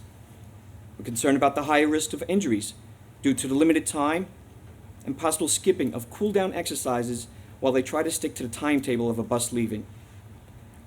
And seriously, we are concerned about the significant reduction in participation by students who cannot afford the extra 1 or 2 hours per day that'll be required. In just a few days, I've already heard from a lot of parents who say their kids may drop spring track and some freshmen who may not join due to the busing plan. Now, a lot of the board policies talk about the goals for athletic participation. Some of those goals including as many freshmen as possible and getting the varsity athletes ready for serious competition. This proposal seems to go against that. I could go on with so many more concerns, but I think you get the picture. Before coming to this board meeting tonight, I, along with other members of the Board of Friends of Westfield Track, excluding the coaches, met with Dr. Nelson and Supervisor of Athletics, Sandrine Mamery, yesterday to seek reasons why the project start date was changed from May to March 1, and to express our concerns about the adverse impact the new start date would have on our students' academic and athletic lives and offer other alternatives. In sum, we were not satisfied with the explanation, and our offered alternatives were rejected. In fact, we were quite surprised to discover that the proposed busing plan was just an idea, and that there are no firm plans or commitments by other schools to allow Westfield to use their facilities. So I appear before the board tonight for the concerns stated, to object to the proposed March 1 start date and ask the board to stick to the original first week of May start date. To object to the busing proposal due to the detrimental impact we believe it will have on the academic and athletic welfare of the kids. And that the board consider any changes to the proposed timeline, or before the board considers any changes to the project's timeline, or adopt the proposed busing plan, that the school administration disclose to the board and to the public the full and complete reasons why the changes are necessary, to describe the other alternatives that were explored and the reasons they're rejected, to explain why the administration believes the plan to bus over 200 members of the track and field team every day to towns throughout Union County and the incredibly disruptive impact it'll have on the academic and athletic welfare is the best option, and any other significant consequences of the proposed changes to the contract's timeline. The public should then be given an opportunity to comment on the information provided by the school administrators. I have many parents and students who have already written to me to express their concerns and their willingness to come before the board at the next meeting or thereafter to voice their concerns. Now, before I sit down, I did a lot of work in preparing for this.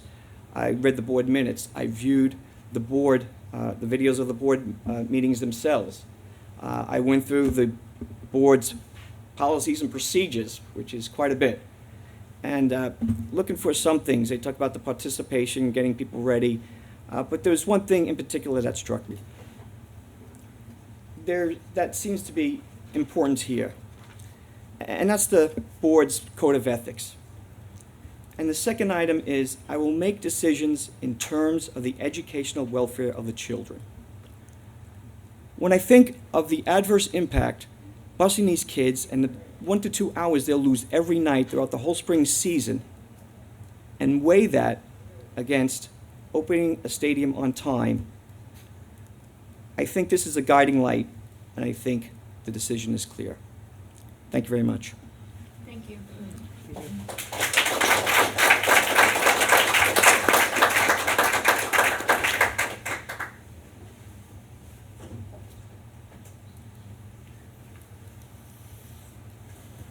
Anyone else? Mr. Casco, are you coming up or just? I have a question. Yeah, I just need you to come to the podium, please.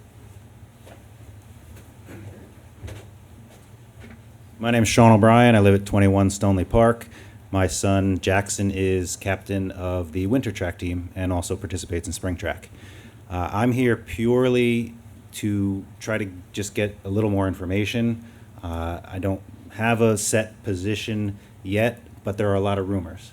And to the extent the board is not aware of that, I just wanted to let you know that because of this move, I guess there's a good number of people that know it was originally set to be May, and arguably there were a lot of reasons that May was the good time to start it, finish by August 31st. That was supposedly well thought out.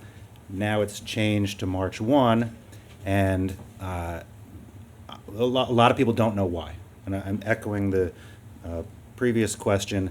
I'm hoping maybe we can get a little information tonight. There are rumors, as I mentioned, there are rumors flying around. Different constituents have kind of worked their way behind the scenes and gotten their way, right? We don't have to name, there's a lot of different people, a lot of different thoughts, and why is this happening? But it's really just, can we find out what were the reasons for the change? Just so the people that are asking all the questions, we can quash the rumors. Sure. Thank you. So, I mean, I can't really address rumors. I have to say I don't know what they are. I do my very best not to spend a lot of time on social media, just for that exact reason. All I can say is that I'm confident, and I know my board well enough to know that there's no hidden agendas here. I think we have, you know, if it's an implication that it's one sport over another, we have football parents, we have track parents, we have non-athlete parents. So, you know, we cover the full range. I think, so this is my understanding, and Dana certainly jump in, is that, you know, we were focused for a really long time on just surviving the lawsuit so that we could get the work on Kaler Field done. And originally when we were hoping to get the work done in you know, what would have been last summer, we knew that that was an aggressive timeline, that the May 1st to being able to open for football season was really aggressive. But we, as a board and a facilities committee, and then in consultation with, and please understand, we are not the one, I mean, we certainly have no expertise among us. Well, Brendan a little bit about, you know, what's involved in renovating the field. So we rely on our experts. We have outside consultants, we have engineers, and so the facilities committee decided to move forward with that aggressive timeline based on the information that we gathered. And then, this is probably the only silver lining that I can think of in connection with the lawsuit, we actually saw what this summer looked like, what the May to August timetable looked like in terms of the weather. So when we came back to have a conversation in August and actually met with the contractor that we had finally been able to have a conversation with about the project itself, it became very clear among our experts that they were really concerned that we were not going to be able to comply with that timeline. And so what then happened was we talked about what happens if we extend it this way, and what happens if we extend it this way, and the bottom line is there was no perfect ideal situation for extension on either end. So that's my perspective about what happened. I think others on the facilities committee or on the board can either give their perspective as well. I welcome it. What I'd like to do at this point, though, is, so this is the first time, other than I think the board was copied on a letter that was sent to Sandy and to Dr. Nelson. And I know that individual members of the board, but not the board as a whole, have been approached. But so tonight is really a first time for us to be able to hear from you. We have a facilities committee meeting scheduled for Friday, and we've already invited Sandy and I think Dr. Nelson to come so that we can revisit this issue with them along with our experts. the board committees don't meet over the summer, so it's actually the first time that we'll all be together again since some of these decisions were made. We make them together, but we don't always get the face-to-face meeting. So that's what I'd like to propose that we do. I can't promise you that we're gonna come back and we're gonna say, you know what, we're gonna start it in May, and then whatever comes, if we go into November, then those kids will get bused to go to practice. I can't promise you that that's gonna be the resolution, but what I can promise you is that we need to go back and have some internal conversation, and then we'll report back out about that at the time. I know that that's probably not satisfying, and it probably doesn't address what the quote-unquote rumors are, but I can tell you that that's the answer from the board's perspective. I think for me, Mr. McCutcheon, I'm sorry, I can't address you. Your points and concerns are legitimate. I mean, a level of communication and back and forth. And I think, as a board, as Gretchen pointed out, and as a facilities committee, we're gonna go back, we're gonna revisit it, because, it is about, it is, as you said, about, you don't wanna put more stress, more anxiety in people's lives, especially not only the parents, but of course the students every day. And again, your points are valid, but I do also wanna say, there's gonna be, if you, it's gonna be a balancing act. And not everybody's gonna be happy. But your points are very legitimate, and something I think as a board, as a facilities committee, we have to go back and look at and make sure that we are taking the right path.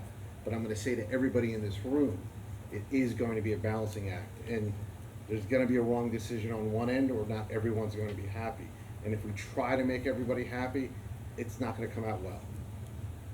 Well, the field's not gonna get done. And then nobody it can use it. desperately needs to be done. When you do that consideration, can you also consider the fact that the track team has already conceded the May 8th to the end of June practice schedule? And because as I understand it, in this project, again, way back, it was supposed to be a summer project, and that they realized it couldn't be done from June to August, so they pushed it back to May, beginning of May. That means the track team would lose the track from May 8th going forward. And that means all the top varsity athletes, while they're practicing for the county championships, conference championships, and even hopefully the meter champions, we'll have some this year, but they would not have a track to practice on. So the track was already sacrificing a whole month of its practice on the field. No other team is being asked to sacrifice in that sense. They'll have to be bused, which will be easier because it's just a small group, to other towns. And those other towns will have their teams probably at a reduced staff, and there'll be longer daylight hours. We've sacrificed a lot. None of the other teams that we're aware of have sacrificed much, or as much. When you ask a team to go from Keller to Houlihan to practice, I don't think that's a great impact on their day. With the track team having to go outside to other towns because there's no other track in Westfield, I think that's a much greater disruptive impact, and our team has already accepted that based on the May to June time. Again, I understand everything you're saying, and there's gonna be a disruption. I think there's also getting into it from a timeline perspective. It's a construction project. Weather plays into things. Again, we're going to revisit it. Everything you said, I've written down, I've taken into account. To me, my biggest concern, guess what, is the hour or two that you're saying they're adding to their day. All right? To me, education is first. I understand as far as community, sports is part of that education. But the focus to me is that I don't want to put any more stress on families in this town. I don't want to put any more stress on the students in this town. Again, there's going to be some level of solution, and I can guarantee you not everyone's going to be happy. And guess what? There might be more than a few people that are going to have to sacrifice. But again, we're taking under consideration very valid points. And again, it's going to be open for discussion this week. I just want to add one thing. I mean, it's not, I appreciate that our lacrosse, soccer, our fall sports, that in addition to football would be impacted if the expansion of the program goes into the fall season. So Houlihan is not a Board of Ed field. So I recognize that there are other grass fields in town, but as you know, I mean, it's the constant debate in Westfield, right? There's simply not enough field space at all. So it isn't always just as simple as like saying you go to Houlihan, because we don't have control of Houlihan. And so I hear what you're saying. There's no other track. I get that. And I understand that the impact that your kids can't just go, it's not as easy as like telling them to just go run on the street. And I do hear that is a legitimate concern. But I just want to say, we don't always have the flexibility with all the other fields in town because they're not Westfield.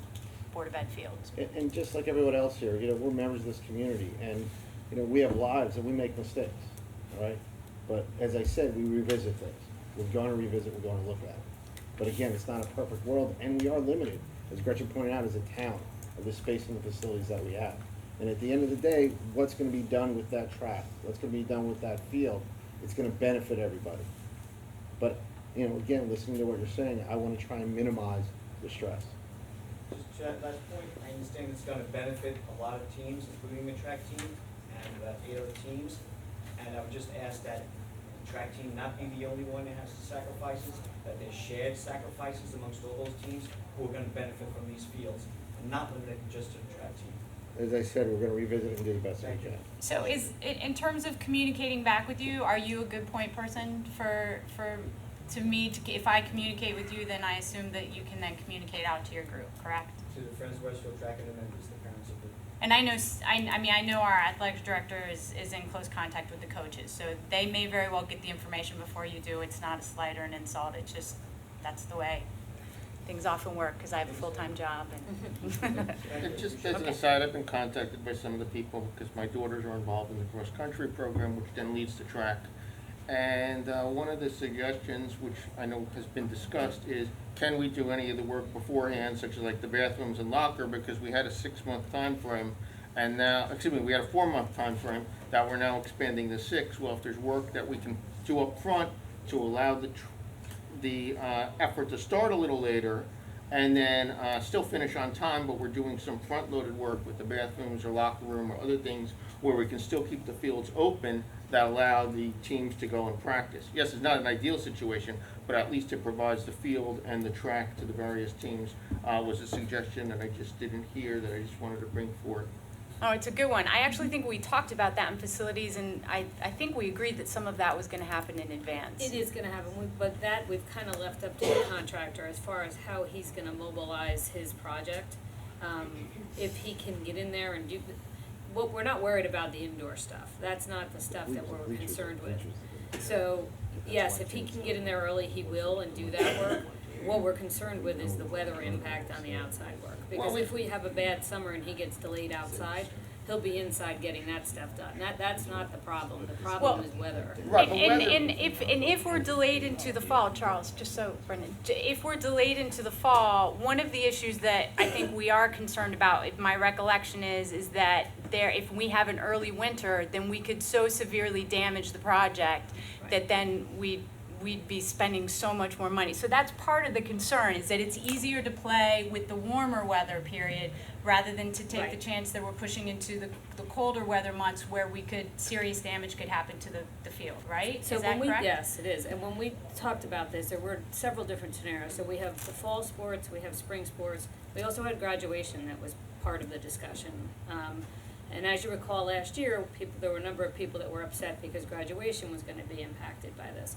So we looked at whether we start May 8th, whether we start after graduation, June 26th or whatever date, or should we start after the fall sports or midway through the fall season to make this work. We had a couple of meetings, I believe, on this where we talked about all the different scenarios on how to do that. When we finally made the recommendation to start in March or whenever, I'm not sure that we'd be starting in March, because if March is like this past March, we had snow all through March into April, so they wouldn't be starting the work in March then either. So at that point, they'd be doing the bathrooms and the indoor work. But we felt that gave us, we're not extending the time of the project, just so we're clear. We're not telling the contractor, now you have longer to do the work. What we were concerned with was that our timeline was too aggressive. And most of you know, many times sitting at tables, whether it was facilities committee or at this table, I said this is a very aggressive timeline. So I don't know that it's going to be successful in that timeline. Depends on weather, we all have had construction done in our houses. You find things when you're doing, especially a project of this size, that delays you. So what we thought was, instead of trying to lose 2 whole seasons, which was the possibility, let's lose the season that was easier for us to move some of the sports because of the type of sports they were and the facilities that were available to us. So that's why, and yes, the warm weather is when we meet. Once we hit cold weather, we can't do this work. Right, and I think part of the impact that I heard, though, is just, we hear it all the time, whether it's from the coaches or from the students, actually, not the students, the teachers, the lack of sleep that the students would get if they have to go and travel. And I think part of their concern, which I'm hearing, is the lack of a plan at this point. I don't know all the details, but I've heard Union and I've heard Scotch Plains, and what's the time frame that the students have to just sit there and do nothing versus if we can provide a plan to the team that's acceptable, that will work, and not have students sitting around for an hour. I think that has to be a focus of the overall discussions, and it's not just the timeline. It's if we do, because even if we push it back 1 month, we're still going to have some alternate plan of where they're going to go and practice, and how are they going to get there, and what's the agreements with the other, whether it be school or facility that we are going to. So I think there's multiple fronts that we have to look at here. Agreed. And maybe by planning ahead, we can be a little bit more creative with maybe allowing kids to use space at the high school to get a jump on homework instead of sitting around waiting for practice to start at an alternate location. I mean, there are other things we can. Yeah, I don't know. We do have some time for that. Yeah, I think we should definitely. I need a better sense of what. I don't have a very good understanding of what the transportation piece, like, I mean, I'm assuming they're not just gonna sit on a bus for an hour or so, yeah, but yes, these are all things that. And then also the big ticket items, just the lead time on the big ticket items, that maybe if we were thinking about ordering in, closer to project time, that we think about, things that need to be fabricated, discussed. Our lawyer is working with our construction company's lawyer, because they have to revise the contract since we're now a year behind. We will have to give them a specific starting date. So until we have a specific starting date that we put in that contract, we can't finalize that revision to the contract, and he's not gonna order. I mean, that's something we could talk about, because there's always, always, as far as from a contractual standpoint, there's a physical starting date, and there's a prep, or your cost going in, your prep, and if we're signing the contract and we're writing the check, so we know the things are being my I think he's point is there won't be a contract until we he settle has on a the signed date. revised contract. He's not going to go order long. No, I lead time understand. items. I understand that, So, but in what I'm order saying to do when that, we I have put to it- give him yeah. a start date. But what I'm saying is that, within the contract itself that we sign, you can schedule out within there, the physical shovel to dirt versus a actual ordering and signing thing are two different things. That's my point. Well, once he signs the contract, he will go ahead and submit the shop drawings for the bleachers and do all that kind of stuff. So I'm not worried about the lead time on that, but we have to have a start date in order to get to that point. Okay, so Kent, me, Charles, Brendan, Friday. Friday. Sandy, you'll join us? Okay. And Derek And will we'll as well. follow up. Thank If you want to you. reach me, you can get me at saveourseason 2019 at gmail.com.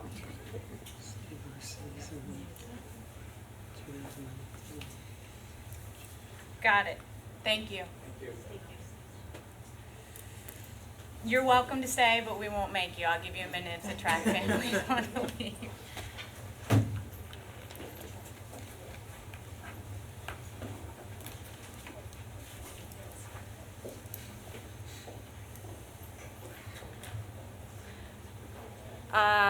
That's it for facilities, long-range planning. Amy, do you have a report? I do not have a report, but we do have a meeting on our calendar now.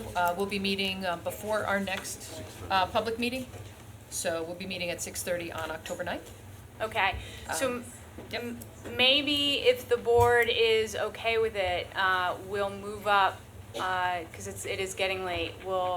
We'll allow the McKinley parents to go ahead and speak. It actually connects to long-range planning, because one of the things that we're going to be talking about in long-range planning is the outgrowth of our conversation, our continuing conversations with the town about new development that's happening in the area. And I think, I'm not positive, but I think the McKinley parents want to talk to that. So at this point, again, we don't have any business, so I'll allow you to come up, and if those of you who want to speak, you're welcome. Just come to the podium and state your name and address.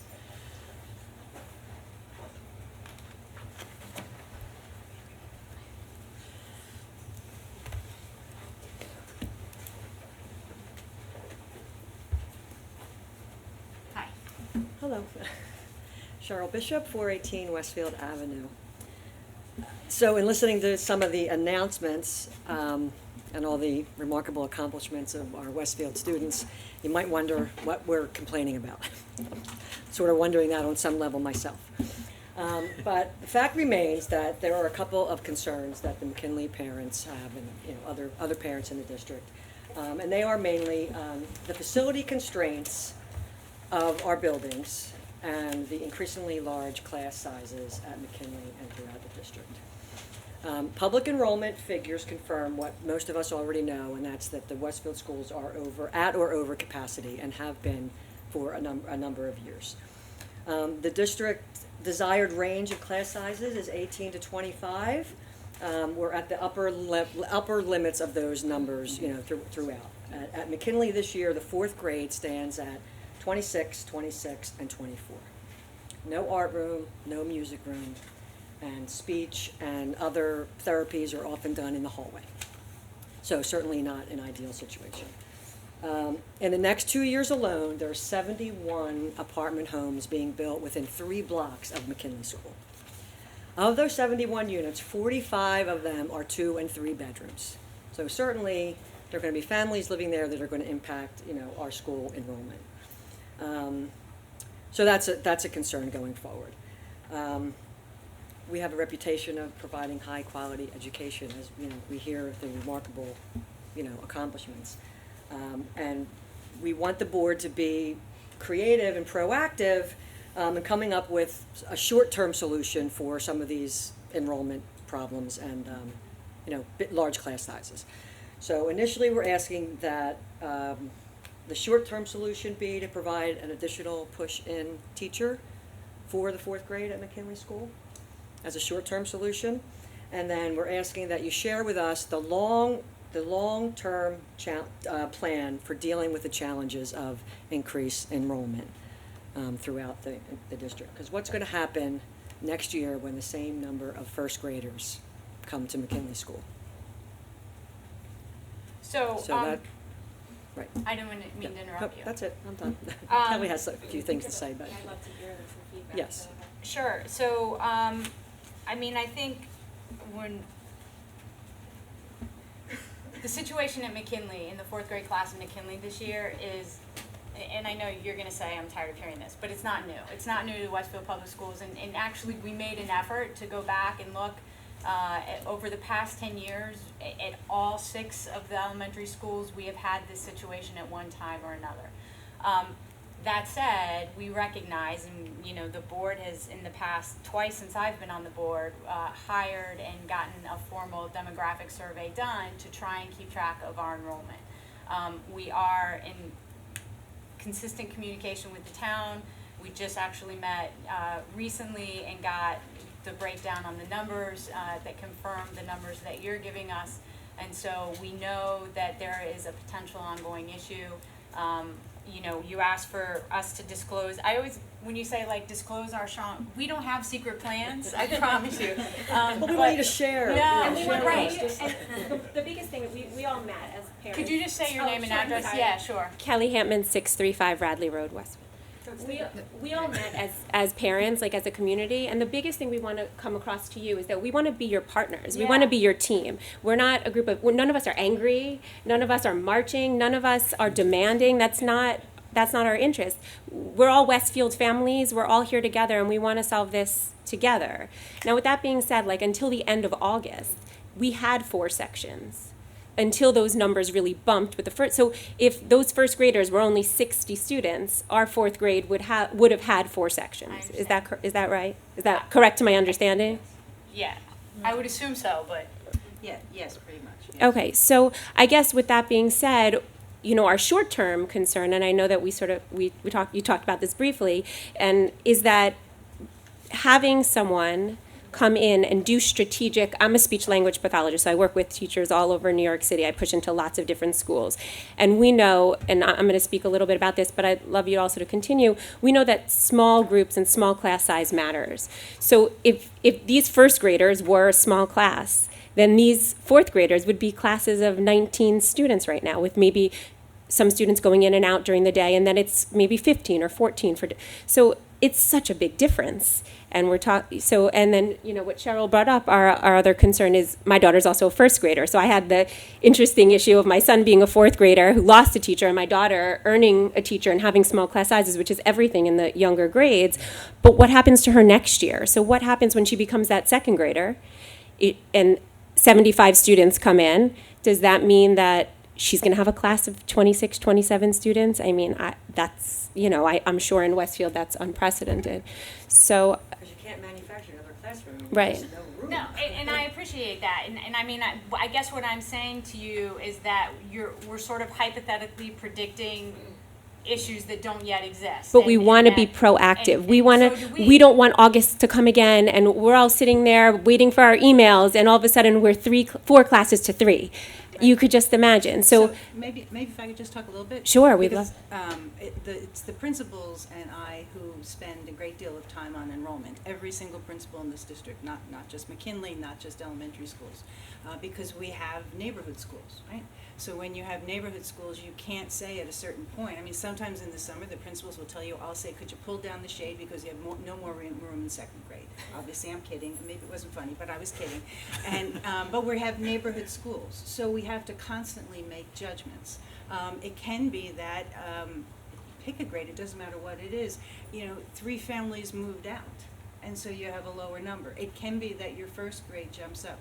There's a reason why we start to push for people to register for kindergarten and first grade in January. Our letters are ready in December. We call up the preschools and the kindergartens and saying, what numbers do you have? And we get all that information out. And we use every social media, every local media to get the word out. Would you please come and register as soon as you can? We always know there are people who are moving in over the summer and they're going to be late registrants. But as much as possible, we want to see the numbers. Because there is some play when you have first grade, right? And yes, the third grade had 4 sections and the fourth grade had 3. That happens absolutely every single year. Absolutely every single year in this district. It's not unusual. You're absolutely right what you said. In our lower grades, we really work to have the lower numbers. And then as the students get older, if there are classes of 23, 24, 25, that's okay. I also want to just correct, I'm sorry, the numbers.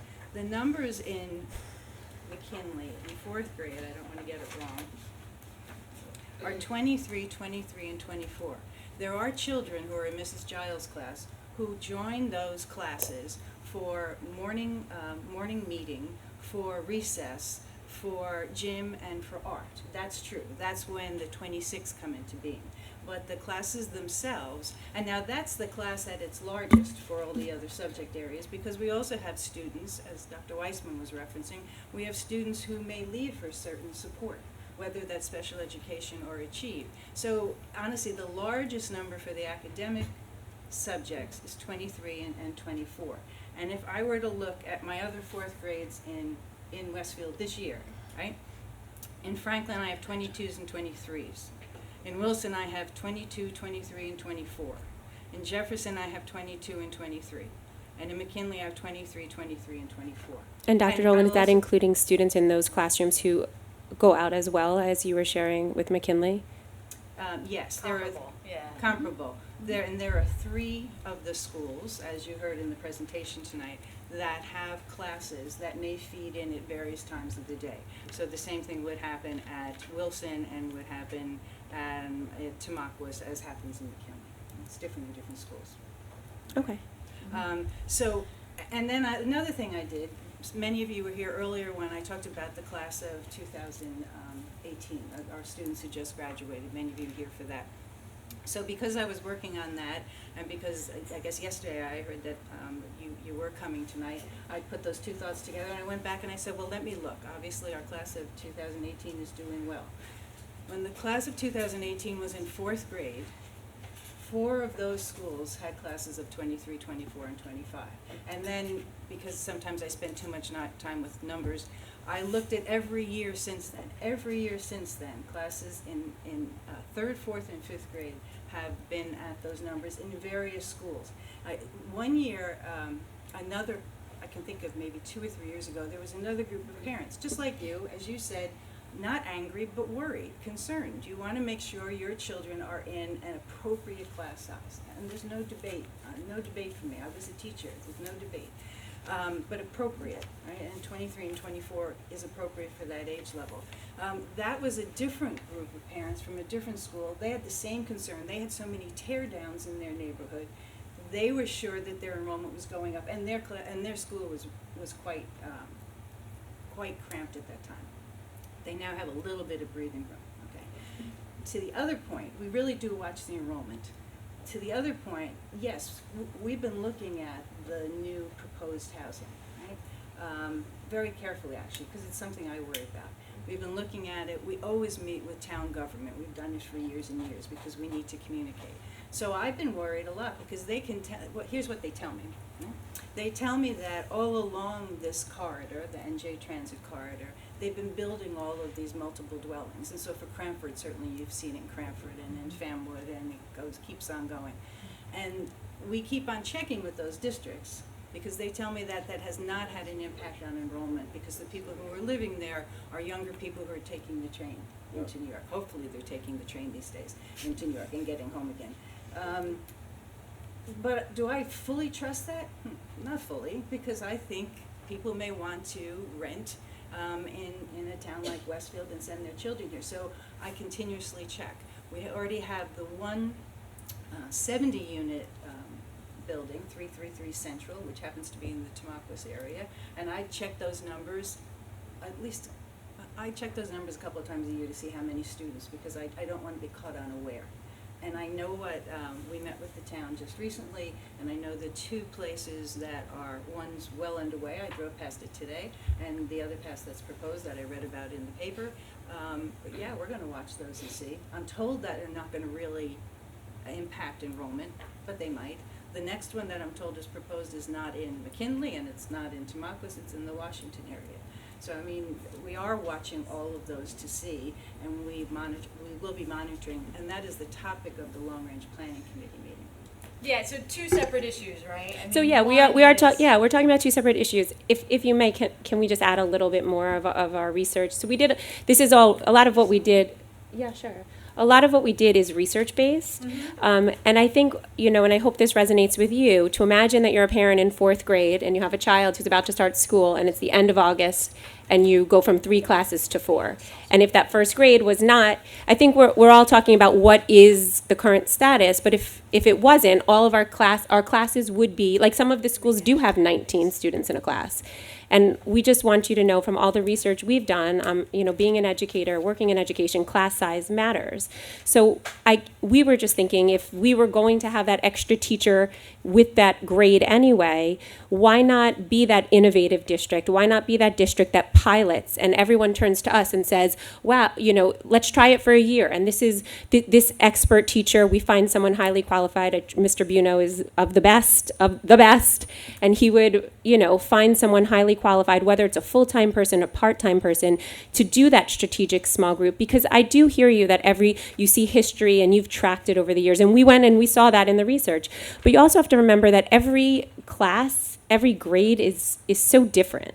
I guess if you spend time in our school, we love McKinley, we love our community, but I don't necessarily think that we can compare, our classes of 26 possibly to the classes of 26. Actually, one of our parents spoke up at is anybody here who spoke up at our meeting and said, we had the same problem 3 years ago at McKinley. We got condemned. And they said, but none of us had a care. None of us had a concern. But look how many McKinley parents are sitting here today. We're a different body with a different group of students that we all appreciate, that we all value, every single one of them. But we want to be that district. We want Milburn and Summit to say, look at Westfield. They had an overcrowding issue. They don't have space in McKinley. They want to maintain that McKinley sense of community because we love our sense of community. And look at them put this one teacher into this great practice. So that's what we're proposing to you, to see if that is an option. What I'd like to say is that you keep on using the term overcrowding and not to say, I think you're using the term overcrowding. My son was in Franklin School, 5th grade last year. There was 23, 24 people in his class. Somebody had brought up at the meeting over here about, we're worried about, a bunch of boys in the class, everything else. A lot of boys, and he's one of them. Right. He's got a good education. He's transferred into Roosevelt very, very well.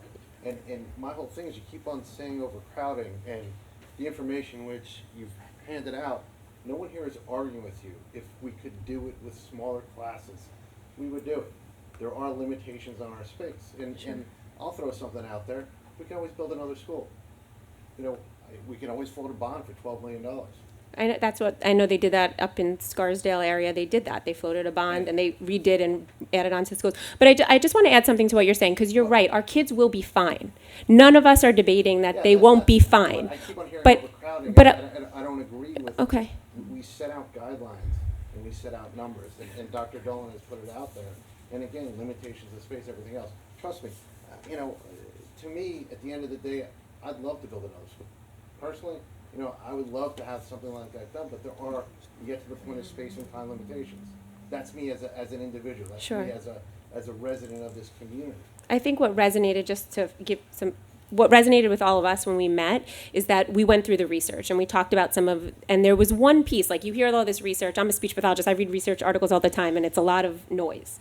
But there was one thing that resonated in all of our heads, and it said that class size benefits are roughly linear, and that each additional student added to a class results in a decrease in the class average for students in all academic scores. In the SAGE studies in Wisconsin, the test scores decline in all academic areas was found for each student added to a classroom above 15 in the early grades. So I think what I keep thinking about when I was coming here today, and I was really excited to be here and to meet you all and to have this opportunity, is that for each additional child, my child will learn less. It's a fact. It's in all the research. So will he be fine? Yes. Could he do better? Can he succeed better? Can all of our children do better with a smaller class size? Yes, that's what the research shows. So that's why we're just asking. We're asking if you'd consider piloting, being that first innovative district, to give us or support us with another teacher to support this group of students. So, I'm sorry, just one other thing. Cheryl, you reminded me of this when you were talking, because you asked a question about what if there's another grade, what if the next year's first grade or another grade is large next year? And we did have that situation with another school, I would say 4 or 5 years ago, but I'm not quite sure. And it was in a lower grade. And in It's that. actually Wilson, my daughter's first year at Wilson, we had the opposite happen. So we 17 kids in the class and one of being 22, so we lost to the 4th grade, first grade. Right, there was that, and then there was another time where there just wasn't room, and in lower grades, there were classes of 25, and there was not, we tried various things. At that point, we were asked parents, would you possibly mind if you would go to another neighborhood school? We try a lot of things when we get to that point. It's rare, let me be clear, it's rare, but when we do, we try everything imaginable. And in that case, we did just what you're suggesting. We did have highly qualified teachers who did go in to help the teachers, especially in the area of literacy, is my memory. And I see that on your policy. It says that the superintendent and additional teaching staff may be recommended by the superintendent in order to accomplish student achievement goals determined by a needs assessment review. Right. So you can see that. And it was during the early years, right? And we did believe it was necessary at that point. But these students are older, and the research is so interesting, and I'm sure you read a lot of it, and I've read a lot of it as well. What it also talks about is it's all about context, right?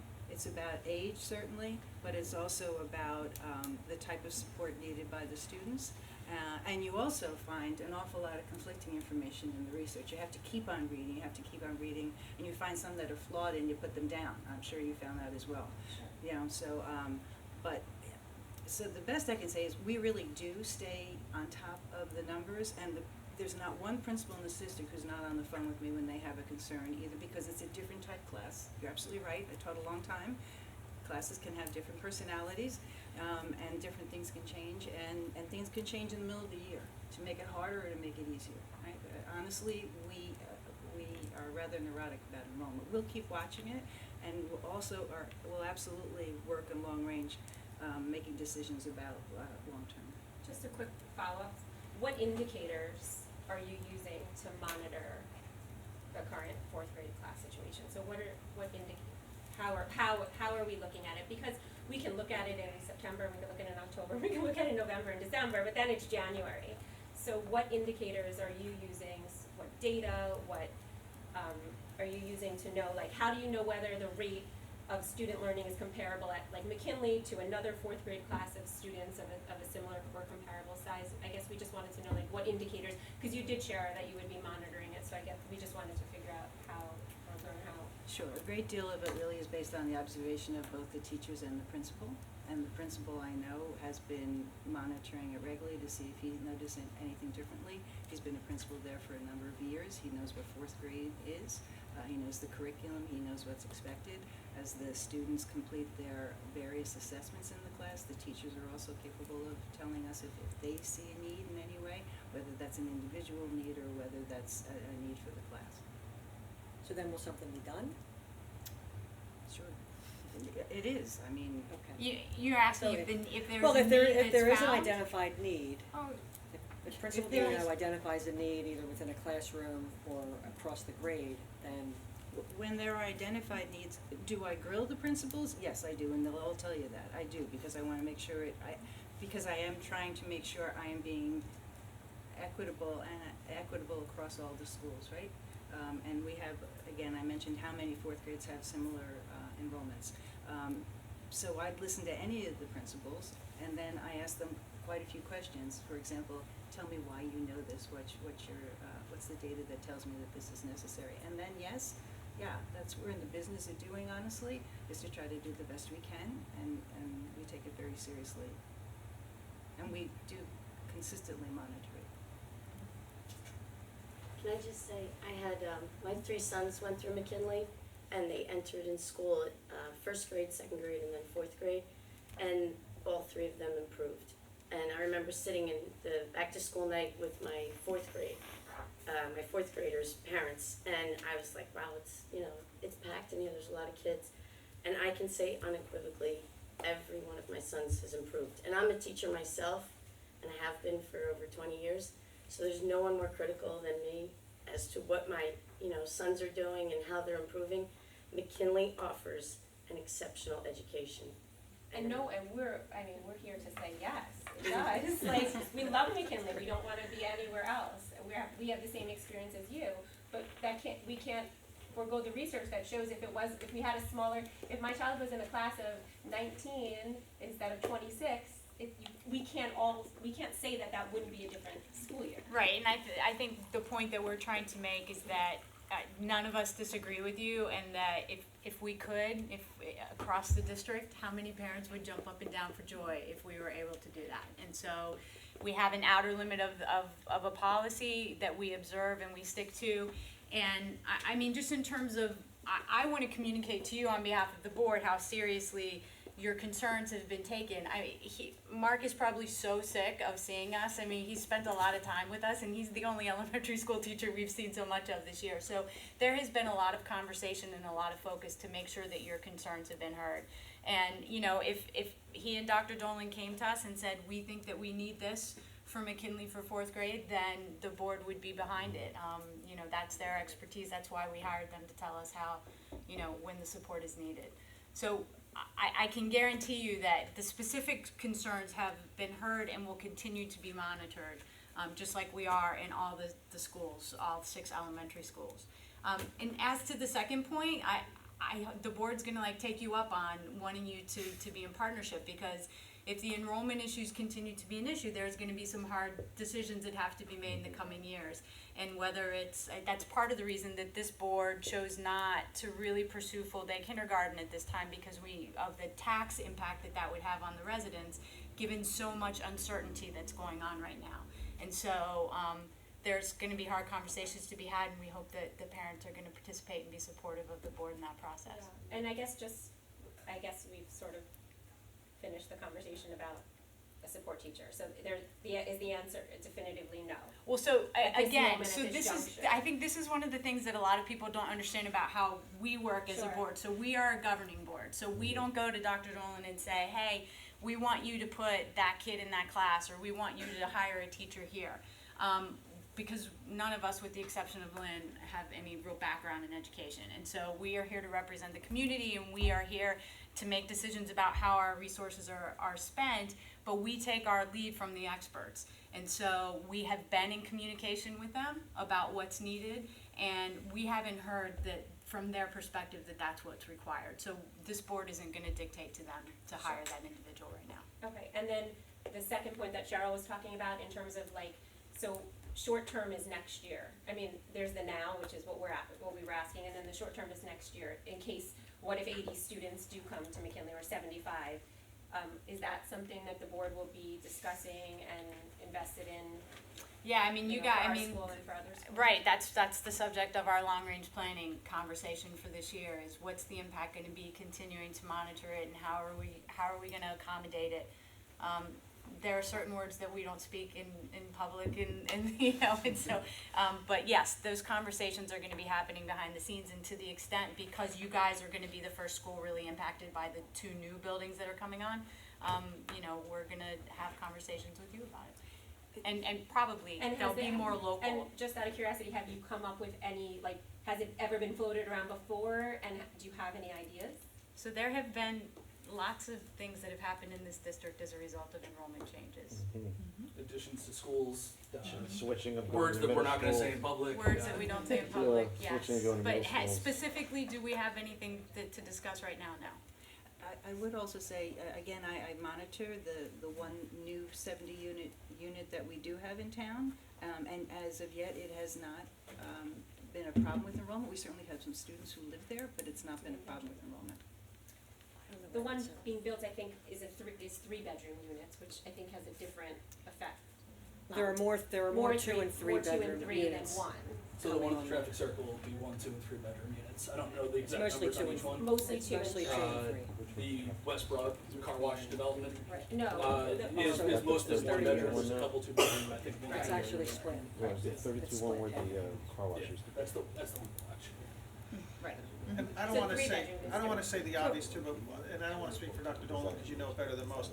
The parents received the letter in August because that's when you're notified of the fact, but the idea of class placement for the following year starts January, February. It does looking start at in the si- January. It's Yeah. way in advance of And that, so it's not a last minute decision a week before school starts. Well, And for I'm us, not saying that's what for you're us saying. as parents, That's what you you'll get. share- I mean, Dr. That's what you Dolan will see, share right, with because you get the letter then. No, but Just 2 points. One is that enrollment does change. Right, it And it changed last minute. occasionally does surprise you. Yeah. Okay, not in a completely different grade, nothing to do with McKinley.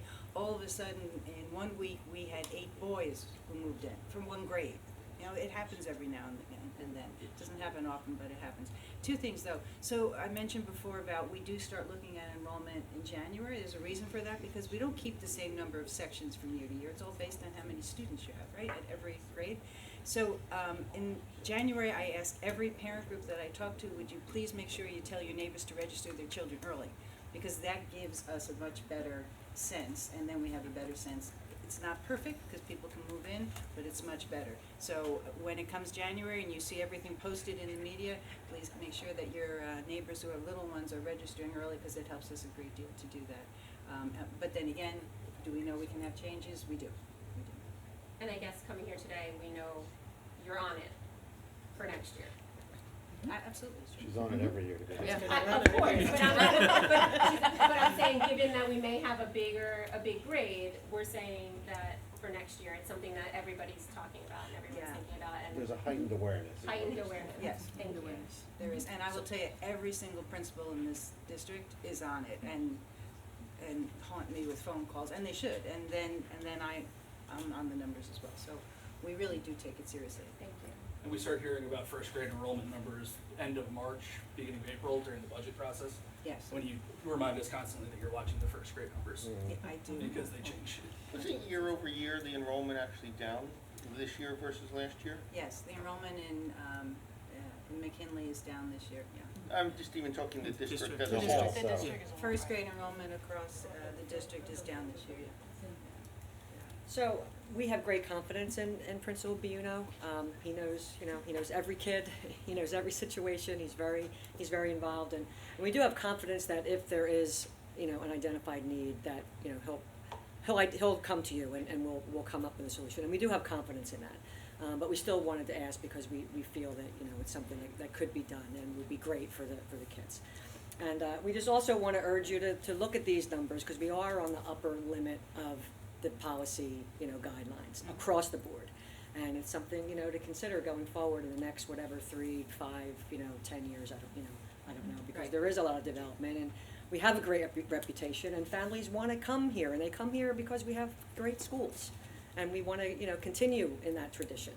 And with these larger class sizes, that tradition of excellence is going to suffer. We can't keep having, 25 kids. It's much better to have them, as everyone agrees, the lower numbers, so. So I'd like to That's thank what we you would for urge the you way to you do. presented it. You certainly, first of all, did a lot of work, and you also have been thoughtful about it and listened as well as spoke, so I appreciate it. Thank you, and we look forward to hearing your feedback Thank about your future conversations about this. And thank you to Mr. Buno for attending and taking his time and being supportive, and to all the parents that showed up tonight. I don't know if anyone else wanted to say anything. I have one question that we also all raised but didn't come up in this. Is there any guidelines on an art and music room and long-range planning on having it be part of the school? Right, so if anybody else comes up, we're gonna make you come up here because they can't hear you, but I'll repeat your question. So the question was, are there any guidelines on art and music rooms? No, there aren't, and that changes from year to year in the elementary schools as to which ones do and don't have them. Luckily, our art and music teachers are skilled, and they both can work on carts and they can work in classrooms. We certainly would much rather have everyone in a classroom, but that's not the case, and it changes every year in the 6 different schools. Is there a limit of years that it could not change in one particular school? I can think of one school that this year, this year, one school that hasn't had one in many years does have one, but for many years they didn't. So no, there are no guidelines for that. Okay, thank you. Thank you. Thank you. Thank you very much. Can I make a technical point? Just for the record, I just want to make sure that for Dana, whoever's taking notes, that for Robert's rules, that we technically voted, although we didn't have a voice vote, we did a voice vote, not a roll call for suspending of the order of business to allow that, just so we're okay with what we did. You got it. Rob will explain it to you. It's his own rule. I think, right, I think technically I should have made a motion to suspend regular order business of to allow them to come. So I will retroactively, You did ask. I assume everyone Yeah, was no one, okay with no one that? objected, no one objected. Go back in time, thank you. Rob always keeps me honest. Well, they are Policies. Robert's rules. Yes, that's true. That works well. Thank you. Brendan, policies. Yes. Start with policy item number 1, which is our district goals presentation. Thank you. We have spoken about the goals previously, but I will review them. They were agreed upon at the end of the last school year. All of our district goals flow from the strategic plan. We are now in the 3rd year of our strategic plan. And again, this year we have 3 goals. The first one has to do with us assessing our current practices, promoting social and emotional learning, and expand for consistency district-wide. So let me just define what New Jersey has defined as social and emotional learning competencies. The first one has to do with self-awareness, making sure that children, for example, recognize the importance of self-confidence in handling daily tasks and challenges. Second one is self-management. One of those is recognizing the skills needed to establish and achieve personal and educational goals. The third is social awareness, the demonstrating the understanding of the need for mutual respect even when viewpoints differ. Responsible decision-making, identifying consequences associated with one's actions in order to make constructive choices. And the 5th area is relationship skills, including using positive communication and social skills to interact effectively with others. Now, in previous years in our strategic plan, we worked on resiliency. What we're finding in today's world, in order to build resiliency, we really have to build on these competencies, all of these competencies, and build up those skills, which is what helps support the resiliency that we want in all of our students. So that's why we focused again in this area. We hear this from parents as well as from our teachers and from our administrators, the need for work on this. We certainly do this in our schools, but we want to make sure that we're doing it consistently in our schools. So we started in the summer. All of the administrators attended professional learning sessions on this. Out of the district, in June, July, and August, we went as a team. The principals, the assistant principals, the supervisors, Dr. Weissman, Mr. Pinero, Mrs. Ball, Dana Sullivan, and myself, we all attended those sessions so we could start to focus just on that in the summer where we have a little bit more time to do planning. And then at the end of the summer, the administrators completed a survey thinking about, okay, how are we already doing this in our schools and where are the gaps? Then at the very beginning, the first day of school, meeting with all the teaching staff members, this was explained to them and their input was asked for. Again, what are you already doing in these areas and where do we have gaps where we need to institute something more? This month and next month, we're working with teaching staff members to try to get their input on what they think we could add that would be beneficial. In November through January, we're going to review all this information, there's quite a bit of it, and try to codify it in a way that makes sense and will be useful. And then we'll provide professional development for moving forward, and we'll come up with a summary of how we're going to be able to include this in curricula and instruction, and we'll provide a summary so we'll have steps going forward.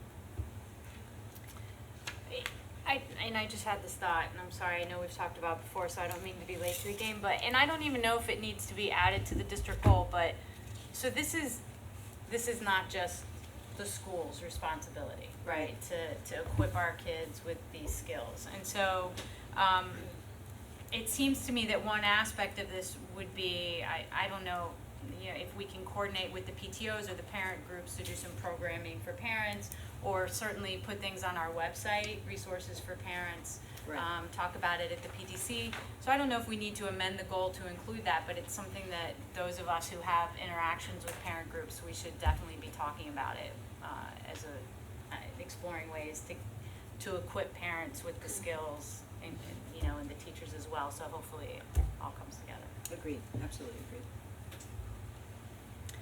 Our second goal has to do with our new website. The new website has been up and functioning, and we wanted to be routinely updated and maintain consistent look and ease of navigation. No small feat when you have a number of different people running different sites. So that's why this goal is important.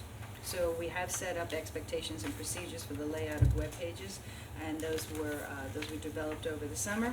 We provided training and support for administrators, key contacts in each school and major office, and for the parents who do their pages for the PTOs in the various schools. We also, I have asked Mary Ann McGann to be a person who will look over the websites for quality control. That doesn't mean she's going to fix all of the web pages. It means she's either going to notify me of necessary changes and I will speak with the appropriate person, or in some cases she can directly contact the key contact person in the building or in the department. We are going to, even though everyone's been trained, we're going to come up with requirements that are actually written down and made available to everyone who's responsible for one of the sites. We continue to monitor compliance with Americans with Disability Acts. And this is really important because there are a number of people who really do need that assistance when they are using our website. Surveying the parents, I'm pleased to say that from the very beginning, when we launched the new website, we have been getting feedback from parents, both positive feedback and also specific suggestions. The easiest way, if you run across something and you have something, just go to the bottom of the page and you'll find the contact information, contact us. You just click on that and you can easily write an email, send that, and that goes directly to us so that we can take your suggestions. We'll also survey in other ways across the year. But if you're on a website and you're thinking, why did they possibly put that there? Why didn't they put it over here? Or why is this hard to find? Send it as soon as you think of it to contact us on the bottom of the page. And then we'll be providing feedback to administrators and key contact people regarding the website. Our third goal, now we've tried to do this a few times and have not been successful, but we have a new way to look at it this year, so we're positive about this. And with Mary Ann too, so. Yes, that's true. No pressure. We have a new website, and we think we want to use it to build an alumni database for both alumni engagement and for outreach. So we are just about ready. We're going to establish an alumni section on the new district website, and then we're going to use social media, local media, and all the connections we have with various alumni to let them know about it and ask them to enter contact information on the alumni webpage. With some of the information that we'll garner from that, then we're going to create, first we'll create the newsletter template for sharing news about alumni, and then we'll use the information that we do get from people who are on the website. And then we're going to look at it and see, okay, is this worth it? Is this something worth going forward? Or was this just another good attempt? But we're hoping, and I think with social media and with being able to put information like that in a newsletter that alumni might be interested in reading about, we think we may have a way to access alumni and get a presence there. So that's our goal with that one. So those are 3 goals for the year. We don't vote, we don't need to vote on You them. would not need to read upon them earlier, but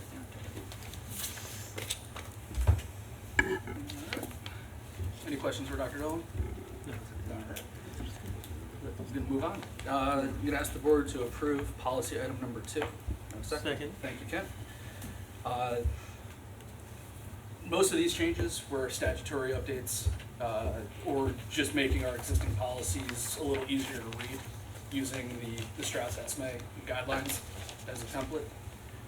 The only new policy is 1613, which has to do with the new law that was passed last year, referred to in the newspapers as the Pass the Trash law. Barbara Ball hates that expression, so I'm not allowed to use it. But you just did. Except you just did. Oh, I know it. And that was intentional. And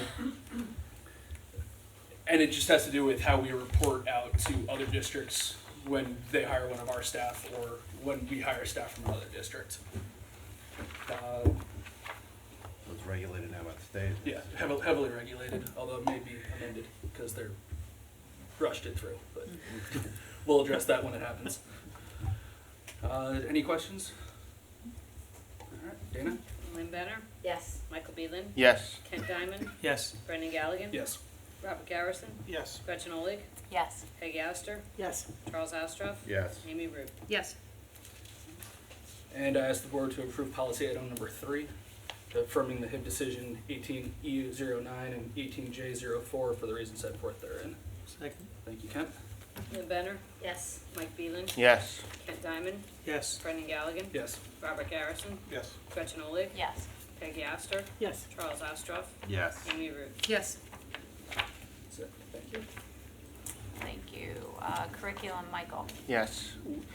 We had our curriculum meeting on September 13th. It was our first meeting of the year. During the meeting, there was no curriculum or courses to review during that meeting. So really, we actually focused in on, and Paul was providing us an overview of social and emotional learning, many of the points that Dr. Dolan just expressed when reviewing District Goal 1. We specifically focused, though, actually, was on this CASO framework, which is the Conference on, let me get it right, Academic, Social, and Emotional Learning. And there's a specific wheel that's being used to track all this. And we mentioned about some resources on the website. One particular site that if anybody's interested in going to, just to read a little bit more about it, it's CASEL, that's CASEL.org/core-competencies. That provides a good overview of what we're looking to do within our district. So that was the primary focus on the meeting. We did touch on the Positive Psychology Education Conference and reviewed the field trips as well. And we have our next meeting scheduled for October 25th. We do have one item on the agenda is to approve the field trips for this coming school year that are in the attachment. Do I have a second? Second. Amy. I was quiet, but I was busy. I haven't been looking. You see when you That's sit right. across from me? All right. Dana? For a vote, Lynn Benner? Yes. Michael Beelan? Yes. Kent Diamond? Yes. Brendan Galligan? Yes. Robert Garrison? Yes. Gretchen Olig? Yes. Peggy Astor? Yes. Charles Astroff? Yes. Amy Root? Yes. Okay, finance, Charles. Okay, I'd like to present to the board for approval items number 1 to 24. Can I get a second? Second. Robert, thank you for your second. And before we put it to a vote, I would like to point out items number 22 to 24. Item 22, accept a gift of $3,340 from the Westfield Boosters to purchase a balance beam for the Westfield High School. Accept a gift of a net system for the boys volleyball program from the Westfield Police Athletic League. Item number 24, accept a gift of 200 each to Mrs. Steele and Ms. Conover from Mr. and Mrs. Robert Jacobs to be used to purchase school supplies, books, and other classroom supplies at Lincoln School. I think that is all I'm going to point out. Thank you, everybody, for your gifts. Dana? Any questions? Lynn Benner? Yes. Mike Beelan? Yes. Ken Diamond? Yes. Brendan Galligan? Yes. Robert Garrison? Yes. Gretchen Olich? Yes. Peggy Astor? Yes. Charles Astroff? Yes, but I'm going to abstain item number 16. Amy Root? Yes. Okay, technology, Peggy. Yes, we met in, I'm trying to think, it wasn't, Week and a I think half it was ago. a week and a half ago. Last Friday. I was thinking it was, around the 7th or so. The technology committee met for the first time this year.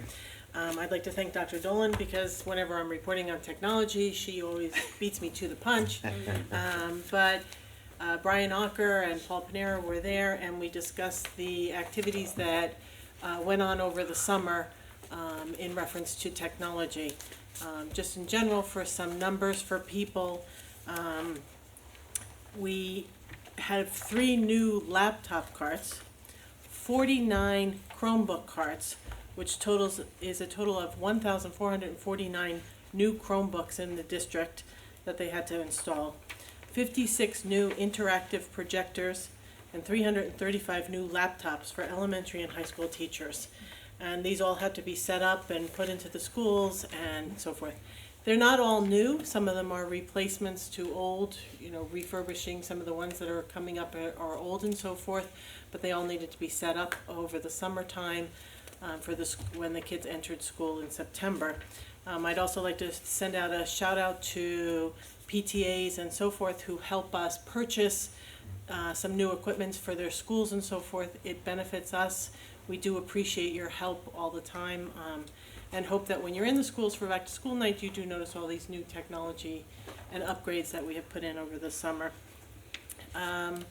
We also then spent some time just looking at the new website because it was the first time that we had been together and saw the website up and running, and was able to surf it a little bit with Paul and Brian, looking at some of its wonderful attributes and so forth. I will reiterate what Dr. Dolan said. I did mention it at our meeting in August. We are still welcoming comments from parents and administrators, teachers, and so forth with ideas, problems that you may have, some things that you'd like to see on the website, and you can go to the bottom of the page, the front page. There's a Contact Us link down there, and you can send your thoughts directly to the technology department, and they will get back to you and so forth. I also encourage everybody to surf through the website. See what you like about it, see what you don't like about it. That's what's going to make it a good website. Not only just parents, and I encourage elementary school parents to look at the website, start to use the calendar. It's an interactive calendar. It changes the way you can look at your children's schedule. For many, many years, we had a wall calendar that was updated or that was set up in like June. And by the time you were using it in October, some of the dates were, or many of the dates were outdated. Now using the interactive calendar, using your phones and technology, you can be kept abreast of new things added to the calendar, dates changing on the calendar. I know Franklin PTO is changing its general membership meeting from the 18th to the 25th. Well, now it's all included on the website, and you'd have an alert that changed to let you know that the PTA meeting has been changed. So it does have wonderful features in it, and I really do encourage both parents and students to look at the website, and also to the community, to see what's out there and see what our schools are doing, and and so forth, because Mary Ann does do a great job with pictures and news articles and so forth, keeping you abreast of what's going on. Does anybody else have anything to add that we discussed in technology at all? We also looked at some of the teacher websites that they developed, which were pretty wonderful. We looked at 5 or 6 different ones that they're pretty good. Right, and I mean, the homework is up there, and, you know, the homework is up, the important information is up there, but they also look great. And everyone is a little different, so you can see a little bit of the teacher personality on them. Yeah. So I think we've really gotten to a great spot with that. Cool, I'm surfing while you're talking. Notes for the record, I'd ask the board to note the notes for the record, and do we have any unfinished business tonight? Any new business? Liaison reports? Brendan? Saturday, a week ago, I was down in Trenton for the School Board Association Legislative Committee meeting. A lot of the discussion was around pilot agreements and things that really don't affect Westfield, but are affecting our neighboring towns, like these massive housing developments going up in Cranford and Garwood, and how the districts are really starting to feel the pinch from that, because you're putting 100 more kids into the school district, and the developers are not contributing towards the construction of new classrooms and that kind of stuff. So there's some talk at the legislature, in the legislature about changing some of those agreements to require developers to put some money aside for future development or school construction projects. Interesting. Nothing's really taken off there yet, but they are starting to at least realize that there's a problem with how things are currently going on. The conversation then switched to state aid and districts that particularly lost money after their budgets were passed in spring. And it looks like that's going to continue on for the next 6 or 7 years. So districts that lost money are going to continue to lose money every year until the adequacy aid is reduced down to 0, or the adjustment aid is reduced to 0. And districts like Westfield that received increases in aid will continue to do so until we reach our full funding number. Okay. Asterisk. We'll see if it happens. Right. Because it gets approved every year, but that's the goal, is to try and get things to where they're supposed to be. Yeah, and then park testing and stuff like that, always a hot button issue. Nothing's changing yet. Okay, thank you. Any other liaison reports? Michael?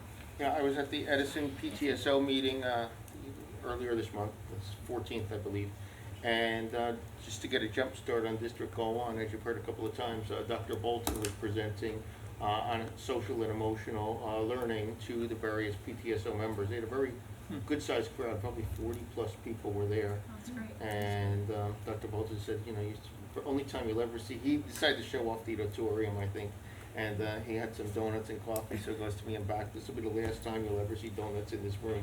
And, but he was providing that, and also then demoed the website, and the parents were very receptive to the new calendaring system that is now implemented on the website. So they're looking to take advantage of that. That's great. Hey. I just wanted to, I met with the Franklin PTA Executive Board.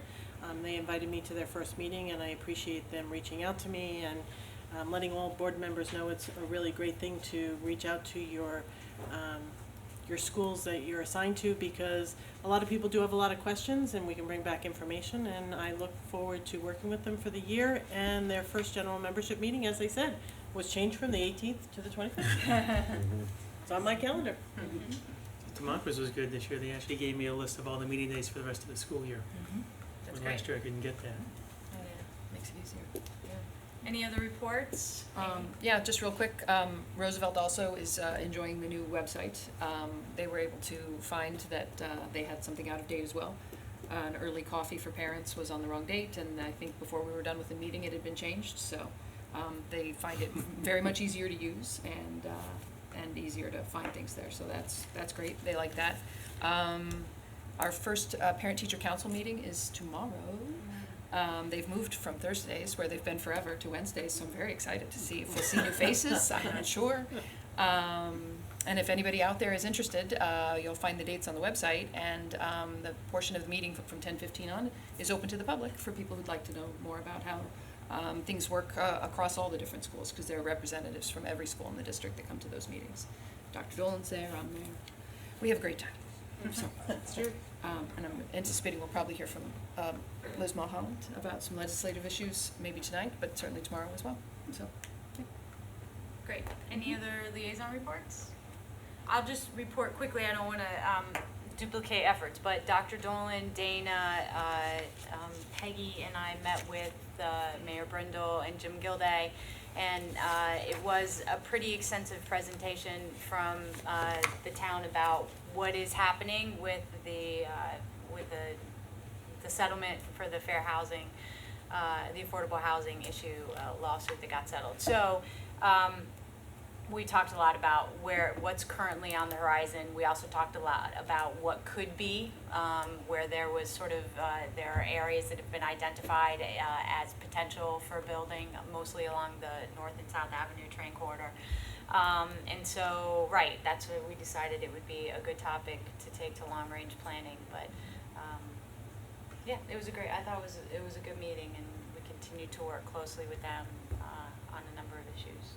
Anything else about that meeting? No, I think that was a good summary. Okay. Yeah. So at this point, I'll recognize the public for questions or comments. Yeah, please come up and tell us your name and address.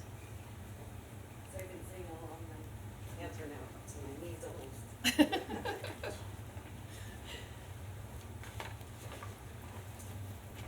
Hi, Liz Mahan, 1029 Harding Street.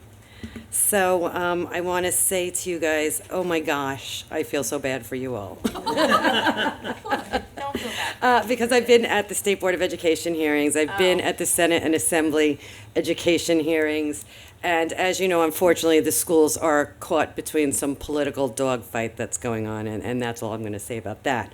The Commissioner of Education proposed, put on the agenda, a proposal to remove 4 of the 6 tests from high school. As you know, Park has been disbanded. It no longer exists, and there are only 2 states left taking the test, and Washington, D.C. So with such a small pool, obviously, they couldn't keep the test going, and another company took over for them. The new company is called New Meridian. I believe that's the name. And New Meridian sat down with New Jersey and basically told them that we are the highest, we spend the most amount of time on standardized tests in the country. And that even with the removal of the 4 tests, going back to 2 where we started, if we continued with the hours that we're using it, we would still be the highest or most tested state in the nation. So clearly part of the agenda item was to not only remove 4 of the 6 tests, what was also to shorten the tests as well. They are working with New Meridian to kind of come up with a shortened version of what they have. So, finding a new test immediately for grades 3 through 8 and once in high school, that's going to take a lot of research. Obviously, the graduation requirements are the issue. You have the 2020 class coming. They are going to be the first grade that is being held accountable to the graduation requirements. There, from what I understand, has been this year in certain subject areas. The tests in the 2 other states that have provided the data have said that the test scores have gone down this year. That overall, from year 1 till now, it has been an upward trajectory, but this year it went down. This is problematic because if it went down in the ELA 10, that's your graduating class for 2020. And I'm not hearing great things across the state just from my own people behind the scenes. I don't know how this district is doing, but obviously it's a logistical nightmare. I did notice on the ELA 10 sheets that there is a plus or minus. I don't know if you should all check this out. At the bottom of page 1, you will notice what's called the probability score. And for ELA 10, which is going to determine if you graduate or not, there is a plus or minus 10-point sway in your score. Now, why is that important? Because the district average, the statewide average is 248. The passing benchmark is 250. So if the probability range is plus or minus 10, what that means is if I gave you that test 3 or 4 times on the same day, no new learning, you could get 10 points higher or 10 points lower. They are 2 points. The average, the state average, is 2 points from graduation. So if you can imagine how many students in the 12th grade, or I'm sorry, in the class of 2020 are looking at, we're either going to retake the test, or you have to take, so if they retake the test, you're going to take ELA 10, ELA 11, and Algebra 2. You're going to do PSATs, SATs, ACTs. You're talking about untold amounts of tests. And on top of that, if you seriously consider that they purposely set the benchmark aligned to ACT, SAT, and NEEP. So what does that tell you? They acknowledged in March of 2018, Park came out with a report, and in that report, they acknowledged how they chose their cut score. And when they chose their cut score to align to that, they recognized the fact that their pass rates would be between 25 and 50%. Now, understand that that's per test. So somebody can be good at language arts and not good at math. It doesn't mean that 25 to 50% are going to pass, because you could pass one and not the other.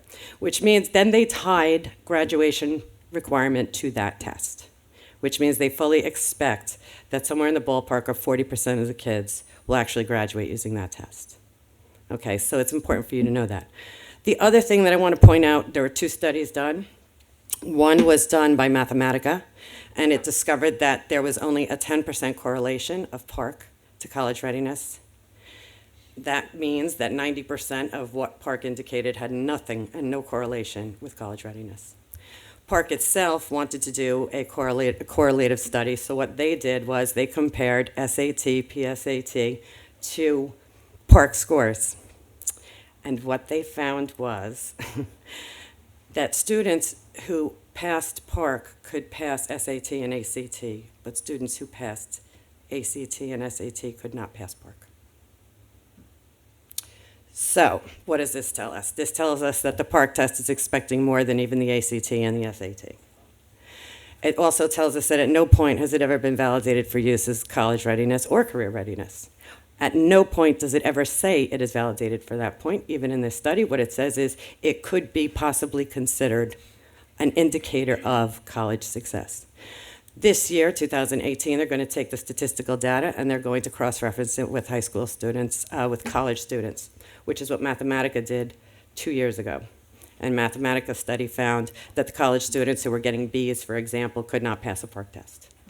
So I don't know what they plan to yield with this, but I just wanted you to know the validity of these tests are in high question, obviously. This was all pointed out to everybody. There are currently 700 four-year colleges that no longer take tests or are test optional, including Ivy League colleges. And that is because there has been a tremendous amount of errors inside the testing industry. For the board members, I've sent you all an email and a copy of my testimony, so you can read about those errors. I'm just going to read. So I just want you to understand what I sent you in the email is literally a smattering. There is roughly 5 to 7 pages of errors by Pearson in former tests. So I'm just going to pick a few just so you understand the gravity of using these tests for graduation requirements. In Minnesota, 45,739 graduation tests were misgraded, leading to a lawsuit with $11 million settlement. The judge found years of quality control issues. Since tests were required for graduation, students were denied diploma and the right to walk to their graduation ceremony. New York City, 35,000 students attend summer school, and thousands of others are informed that they would have to repeat a grade due to missing summer school. Washington, 204,000 writing assessments need to be rescored. Oklahoma State identifies 18 significant problems with Pearson tests, leads to an $8 million penalty lawsuit. New York, error blocks 5,000 students from gifted and talented program. McGraw-Hill, programming error, the Terra Nova results in approximately 250,000 students in 6 states given the wrong scores. Now, this is just a handful of the errors. There are 5 or 6 pages of these, and they're one-liners. To that, you now have Senator Ruiz and Sweeney who want to continue to tie our children to this test. Please understand that Senator Rees and Senator Sweeney do not have any say in this. What they can do is have political conversations and try to get school board members from the New Jersey Department of Education, New Jersey Board of Education. They control all of this. There are now 13 members. Most of them support this, but they need to hear from the public. They need to know what exactly this means to our district, what it means administratively to deal with this. If 60% of our students are going to have to use alternative method for graduation, that's going to be very costly, extremely time consuming. So they were given all of this information, and still the answer is, until we find a new test, we can't remove the 4 tests in high school. So I just want to be clear on that. These conversations that you're having that they're having are not rooted in any kind of logic whatsoever, and they're not rooted in the best interest of our children. So I share that with you. It's a lot, and it's a lot of, I'm just giving you those are some of my personal stuff, but you know from the data that I have given you, I want to present that to you, and that's what I wanted you to know. So Thank you. I hope that the test scores aren't as devastating as they're predicted to be. Gretchen, can I just make a comment? And maybe prior to our next meeting, maybe in consultation with Dr. Dolan and others in the administration, whether as a body we would consider putting forward a resolution, taking a side one way or the other on what's going on in Trenton as it pertains to the park test. Yeah, I was actually, are you the legislative committee chair? Yeah, if you could have that conversation and then, Okay. yeah, let us know what you think is appropriate, that'd be great. Okay, thanks so much. If there's anything I can do, you guys have my email. I sent you, and if you need any documentation of support, please let me know. I have all the studies. I just didn't want to be 19 pages long. Thank you. Thank you so so much, much. I Liz. took up so much of your time. No, thanks for being patient and waiting.